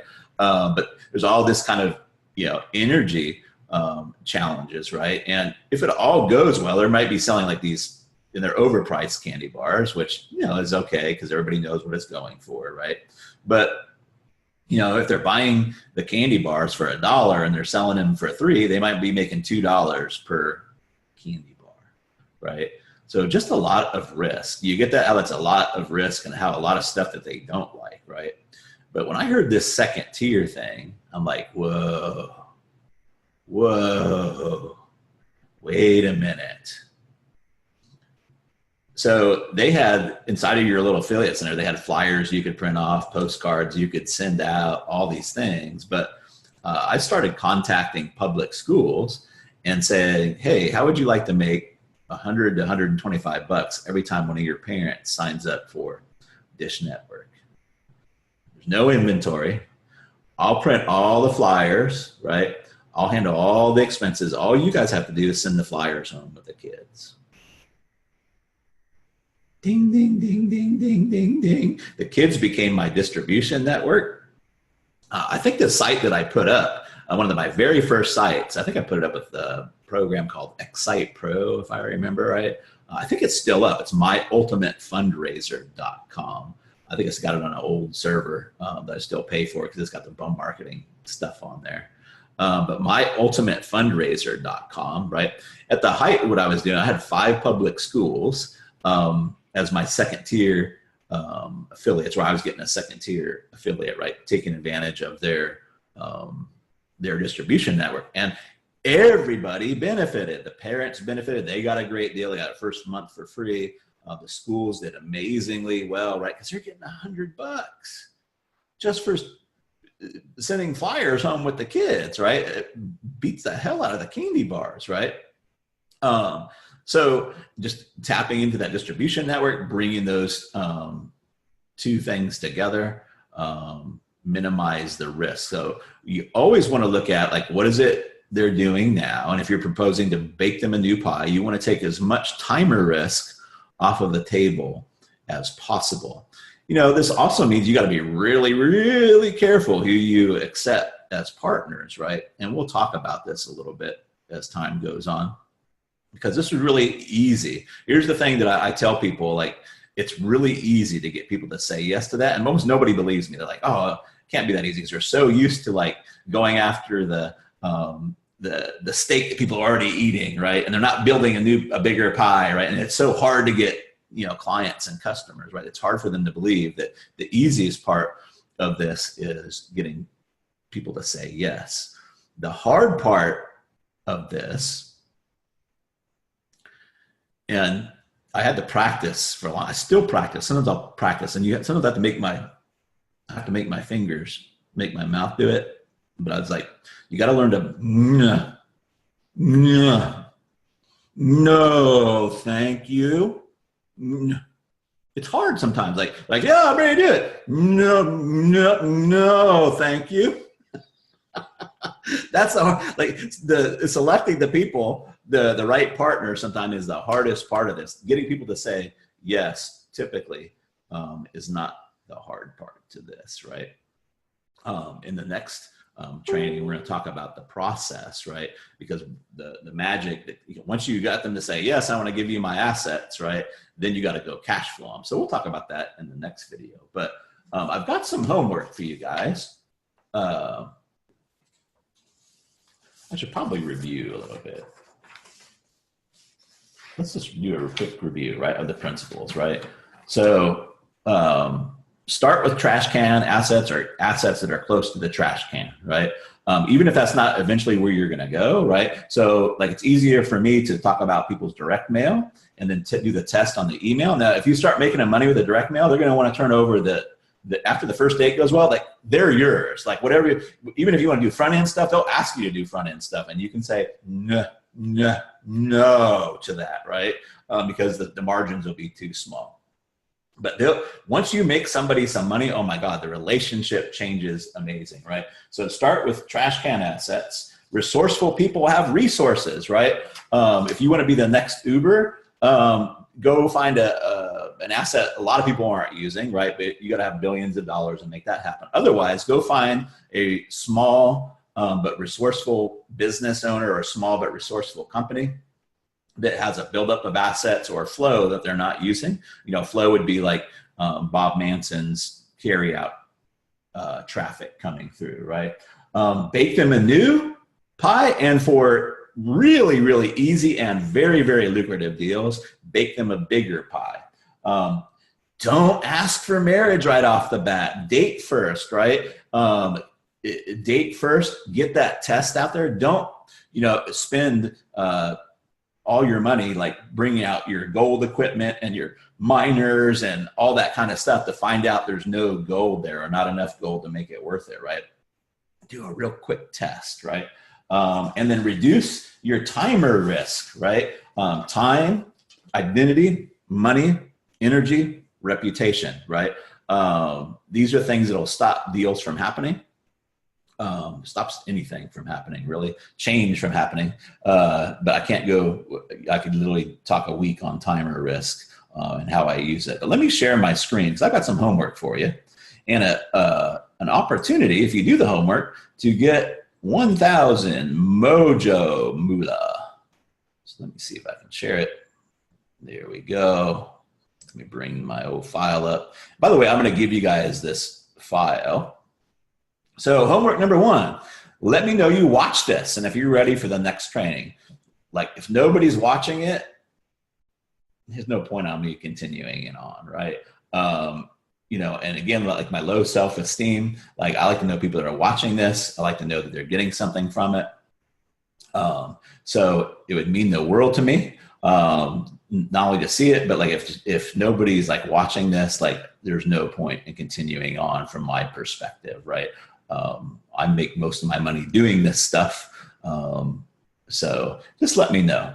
And here's the second one. Like, I'd like you to prove this to yourself, right? So I've come up with some copy that we've used and I modified it just a little bit for your situation. But I want you to reach out to at least 5 people in your network who you think might have even a few hundred customers or clients, right? And I'm going to give you some copy here. And you can do this in Messenger. You can do it by email if you want, or you can just, if you feel more comfortable, just Zooming with them. It can give you a framework here. But here's the deal. I'm going to give you $500 in Mojo Moolah. And Mojo Moolah is, you can use this $500 for any of my products or my services. If I don't do a whole lot of consults or VIP days anymore, but you can use that for any of the stuff that I offer. And you're gonna get the $500 if you reach out to 1 to 4 people. Your homework is to reach out to 5 people, but if you reach out to 1 to 4 people and post your results in the group, right? Meaning like, hey, 3 out of 5 people said they were open to it, right? Or nobody is open to it. Travis is full of crap, right? Post that in the group. Then you're gonna get $500, right? So you're gonna get, if you do it from 1 to 4 people, at least $100 for every one that you do, right? If you just do 1, then you get $500 in Mojo Moolah. Now I'll double that if you reach out to all 5 and you post your results. So if you do all 5, I'll go ahead and double that Mojo Moolah for you and give you $1,000 in Mojo Bucks or Mojo Moolah to use on any of my services when I have them available. I don't always have them available, just for full disclosure. Again, because I mentor and I teach mostly when I feel like it. But when I have something available, if you want to use that 500 or $1,000 on that, hopefully the 1,000, right? Why do 1 when you can do 5? But I'll give you, is that the right word? I'll hand you over $1,000 worth of Mojo Moolah. So here's the little script here. Hey, John, and of course, change John. Now, again, you can customize this, right? If you're working with a roofer or talking to a roofer, right, you might want to modify this just a little bit. You don't have to, but obviously you want to change John if it's not John. But hey, John, hope you won't mind I ask, could I get your advice on something I'm considering? And then stop and wait for a response. Don't just bleh it all out, right? Usually most people are happy to give advice. Don't say, can I pick your brain? People hate that, right? But when you say, can I get your advice on something, you're kind of putting them in a elevated state, right? On a pedestal, right? So stop and wait for a response. And again, don't just robotically, if they say, hey, yeah, I would love to, like, how's it going for you, right? Don't just ignore what they're saying, right? So modify this a little bit, but thank you. Do you have the physical addresses of your customers' prospects? Don't overcomplicate this, right? If they say yes, I got answers for both. If they say yes, say thanks, do you mail them?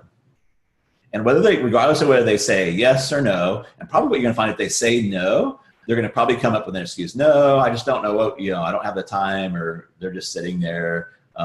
Always make them feel good about whatever choice they're making in life, right? But thanks, do you mail them? Regardless of the response, acknowledge and then respond. And then thanks, perfect. I'm considering starting a service where I run a direct mail sales campaign where I pay the printing, pay the postage, pay for all the copywriting, pay for and run 100% of everything to bring in 5 figures to 6 figures in sales.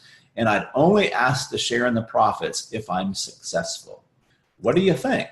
I'm just considering it at this point. Would someone of your caliber be open to something like that? I think you'll be surprised. There's almost no reason for them not to be open to something like that, right? If they say no to the physical, I don't have the physical address, that's okay. Thanks, perfect. Most folks don't. Again, so we're gonna make it okay. I'm considering starting a service where I run a campaign to get the physical addresses. We can do that, email the physical address, right? Pay the printing, pay the postage, pay for all the copywriting, pay for and run 100% of everything to bring in 5 figures to 6 figures in sales, and I'd only ask to share in the profits if I'm successful. What do you think?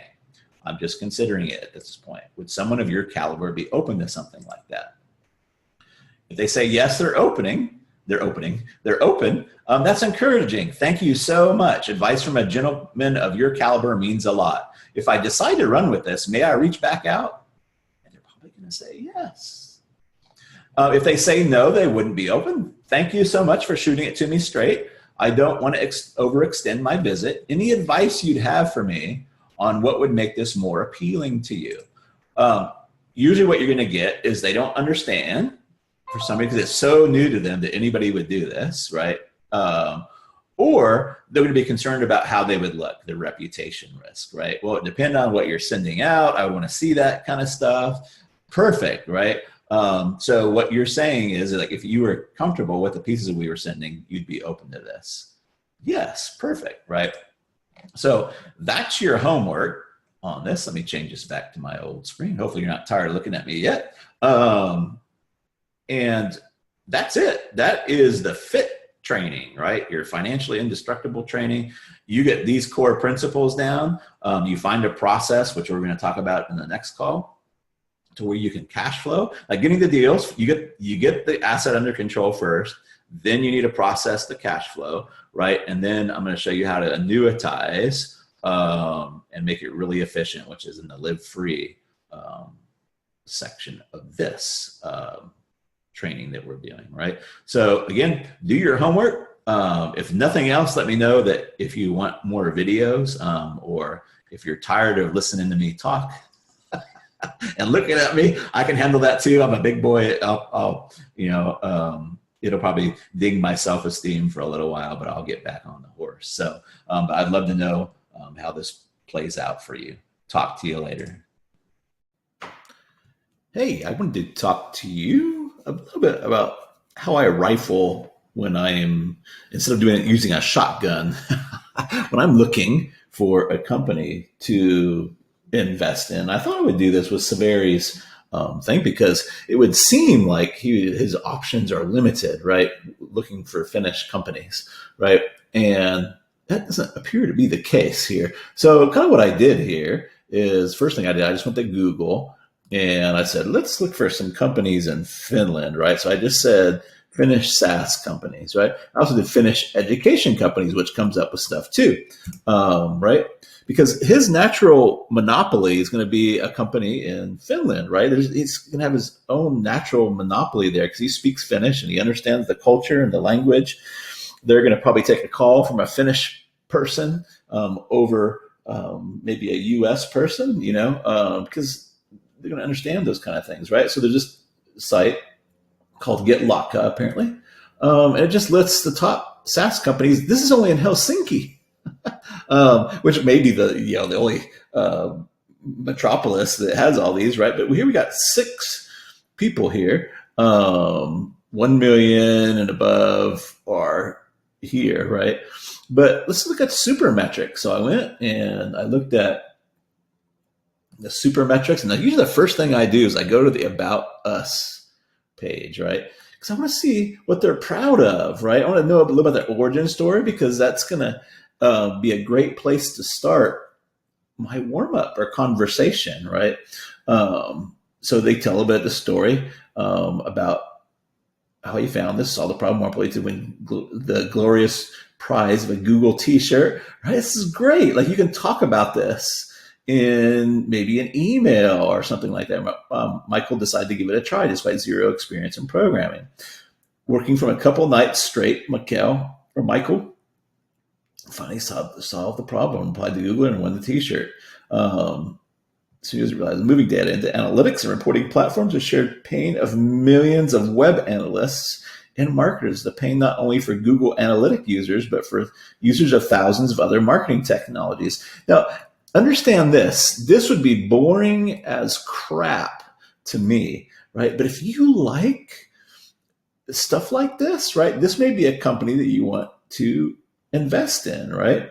Michael still has the t-shirt. It's in his vault, heavily guarded by massive dogs and electronic security. So this company's got a sense of humor, right? I love that, right? So what I'm looking for is like, why would I want to invest in a company? So you don't want to just you can, like, why would you want to shotgun 1,000 companies or 100 companies as an investor? Like, you just start going up, knocking on people's doors and saying, I want to buy your home. Right. So it's about selection process, right? Looking at the selection process, right?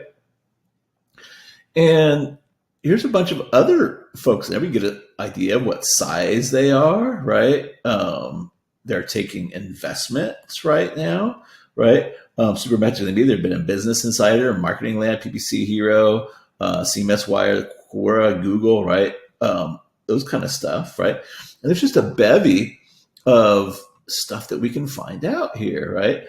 What also is interesting is that we go here, company, they have an affiliate program. What do they pay as an affiliate program? Well, they're paying 20% recurring on the affiliate program, right? So I wonder what their pricing is. Let's take a look at their pricing. Well, they have quite a bit of pricing, right? Let's look at how they do their, you can't, apparently you just can't go buy it, right? So look how they're doing their sales process, contact sales, right? So what do you think happens to everybody that doesn't convert here? Do you think they have a follow-up program? Like, are they doing trials? What are they doing, right? So Supermetrics for Google Sheets. I don't know what this means, right? Oh, there we go. So they do have some starting from 39, I think that's euro, 39 euro, right? Here's what they've got. All these kind of things, right? They've been in business. How long have they been in business now? I can't remember, but they're at 37 million. We can go back to their About Us and see how long. So what I'm curious is, like, how many people do they have as a customer database, right? 16,000 customers in over 120 countries, and 10% of global online ad spend. Now, that, I don't know if that's current, right? Founded in 2013. There's 500,000 users, 3 offices, 16,000 customer companies. So look, 500,000 users, 16,000, right? So you can tell that their conversion rate, right? If it was 10%, that would be 50,000, right? So 5% conversion from users to customer database. And then what happens to those people after that, right? Is churn a problem, right? One of the things again, it's a person. What are their issues, right? What kind of issues are they having? That we want to start the conversation up from, right? So churn might be one of those issues for a lot of these people, right? They also have a partner program, right? Do you think they might be interested in getting more affiliates, right? Or more partners, if that's one of the ways that they're selling it, right? And that one pricing point was just for that one program. Now, what do you think? So they got Supermetric for Google Sheets, right? Supermetrics Uploader. I'm not sure what that means. Oh, that's for the Google Analytics, right? So let's see. Choose pricing for all data sources, 5 daily uploads, $39 a month. So I don't know if these are separate products, but what if they did a bundle? Or what if somebody what if they had a campaign for somebody that bought the Data Studio, right? But maybe they wanted Amazon S3, right? Or the Uploader, right? So there's all kinds of crossing that we can do, right? Or what makes sense. Like, you could even find out, like, once somebody buys Data Studio, what's the next thing they normally buy, right? Because there's probably going to be people that bought Data Studio that didn't buy the next thing, but that would be an easy up-leveling for you, right?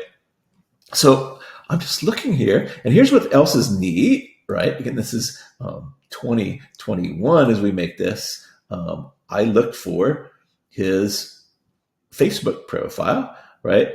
And here it is right here. And we can find out a lot about him. Unfortunately, I don't speak Finnish, right? But Thunberg's Cookie House this year is the shard from London, right? I don't know what that means, right? But if we keep seeing cookie stuff, maybe he's into cookies, right? Chocolate, right? So it looks like he has a sweet tooth, right? Here's some more, right? So these are the personal things that we could open up a conversation with, right? If we're reaching out to him. if that makes sense, right? But now we've got something. Look at his photos, the photos that he has, right? You might even try to friend him, right? Or like some of his stuff. Looks like he has a little, oh, this is 2007, so we're going back a long time. So a lot of his stuff may not be showing up. This is actually 2019. So he may not be posting stuff to public, right? But if we friended him, right, but we can see some stuff of that might be important, right? Now, I don't know that I would, this is from 2019, so I don't know if he's still having these candy type posts, right? But we can get a better feel for him and who he is. And if we really want to invest in, that's the first thing. Like, do you want to invest in this company and why, right? Like, because we're investors now. We're not trying to pimp our emails or pimp out our marketing, right? We're looking for a company that might make sense to invest, right? So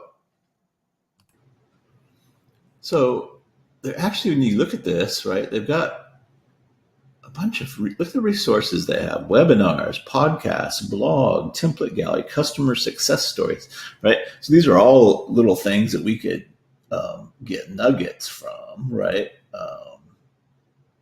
Let's take a look at this for a second. Look who they're working with: 15,000 qubits, Cloud Guru, right? So you can kind of tell who their end customer is, right? So let's look at their, what are they doing webinars on, right? Now, why do you think they would do all this stuff, right? They sound like somebody that really cares about their people, right? Subscribe to marketing reporting, data warehouse, how to do Google Analytics reporting with BigQuery, how to build ultimate LinkedIn ads, spend tracker and dashboard, right? Again, this is just boring as hell to me, right? So this wouldn't be my ideal person, but for somebody, this would be amazing, right? To go into that. So let's go into the castle here. And so I don't want to beat up on this because I understand what you're doing here. This could be this is the easier way to get people to reach out, right? And I might reach out with something like this, but we want to make this so they know that this wasn't outsourced, right? There's not somebody in India or, there's not a bot, right? And this could be done with, this is just a cookie cutter, right? So yes, this is a good base to start with. And by the way, Capacity, I wouldn't start with that. I would just put their course or their program name here, right? Or their software name, right? Something like that. Because like Ron says, it's a mirror, right? What are they most interested in? Their stuff, right? Or their problems, right? So if you put something in here that said subject, my take on phoneless sales machine, right? I'm going to open that shit up, right? If you said, hey, this is Severia, I really love the phoneless sales machine, right? I particularly like what you've done with Timer. I can see that goes deeper than I've ever thought. I'm reaching out to see, like, if you have room to sell more of these or a phoneless sales machine, right? I believe it's a program that's really changing how things are sold online, right? So I'm going to answer that back, right? Oh, thank you so much, right? I appreciate that. Rather than a blank thing that anybody could have copied and pasted in, right? If that makes sense, right? So going back to this example, right? And again, you have an advantage, right? Because you're finished, right? So we want to use that advantage. So let's go over here to, hopefully you'll be able to see this, the About Us, right? I don't really like this, maybe don't want to start off with a problem here in the subject line, because, we could, right? So we could talk about churn, but more likely that we're going to talk to them about their product, right? That's what the thing they'd be the most interested in. Now, obviously, this being a SaaS, they're going to have more room. So it wouldn't make sense to say, hey, do you have capacity, right? And those kind of things. So we might want to focus on a little different issue. So I'm not so awesome thinking on my feet here, but I might take a different tack with this one, right? Because think of the resources or the company, right? And I don't know how much revenue they bring in with their affiliate program or their channel partner program, right? But these might be things, and we want to do higher level things. Otherwise, we'll get kicked down, which is not always a bad thing, but we might get kicked down a notch, right? So I would start with the CEO, right? So I might ask about the channel partner program or the partner program, right? In my subject line, right? Subject line. Possible partner for Supermetrics, right? Question mark, right? I wouldn't worry about your name because they're not going to know, but you might use your bee in the bonnet, right? Hey, I live here in Finland, right? And you might, say, hey, where you live, right? I'm reaching out about your, about possibly partnering, right? I'm much better with my hands on the keyboard, right? I'm reaching out about possibly partnering with you. I'm here in Finland and I'm looking for a company, right? Where I can help a SaaS company here in Finland, that I can help reduce their churn, right? And possibly help them get more partners, right? And these kind of, I would say, and these kind of things, right? Would it make sense for us to chat for a few moments, right? Could be a good way to go there. And now what it lacks any personality, right? So you might say, Best Severius Salonen, P.S. I loved your t-shirt story. And I see that you're into candy and chocolate, at least in 2019, right? I'm not sure if we'd make a sweet partnership or not, but with the size of your company, right, and 16,000 users, right, we might have a lot of cake that we could bake up together, right? Something like that to give it a little more personality, right? Again, I'm better with my hands on the keyboard, but you see how that's different than just even if he was like, well, we're not really doing our partner program anymore or whatever, right? It opens up the conversation, right? Around issues that they may be having, right? So I would look at, what issues this is for startups, so that's not really going to be great, right? But you can find the 4 issues facing the SaaS industry, right? Some issues that they might have that they could talk about that you could help solve for them, right? With what we're doing. I would avoid getting into too much detail here, like you're doing here, right? At least at the beginning, right? I would avoid doing too much detail. I would just say I would find an issue, right? Or something that they want, filling their program, bringing more people back that had used them before, cross-promoting their other programs, right? Something they'd be interested in, and just getting and saying, hey, would you be open to discussing this, right, over a few moments? I can't really share a brownie with you over Zoom, but we can have some coffee or tea, right? This is going to be where it's going to be really awesome that you have this in as a Finnish citizen, right? So hopefully that makes sense. Yes, this is a framework, right? But it's not meant to be copied and pasted and blasted out to everybody, if that makes sense, right? Most people, if you add a little bit of, I hate to say sniper, right? But a little bit of focus and say, hey, I've done my homework. They can see that, oh, this person's actually looked into me, right?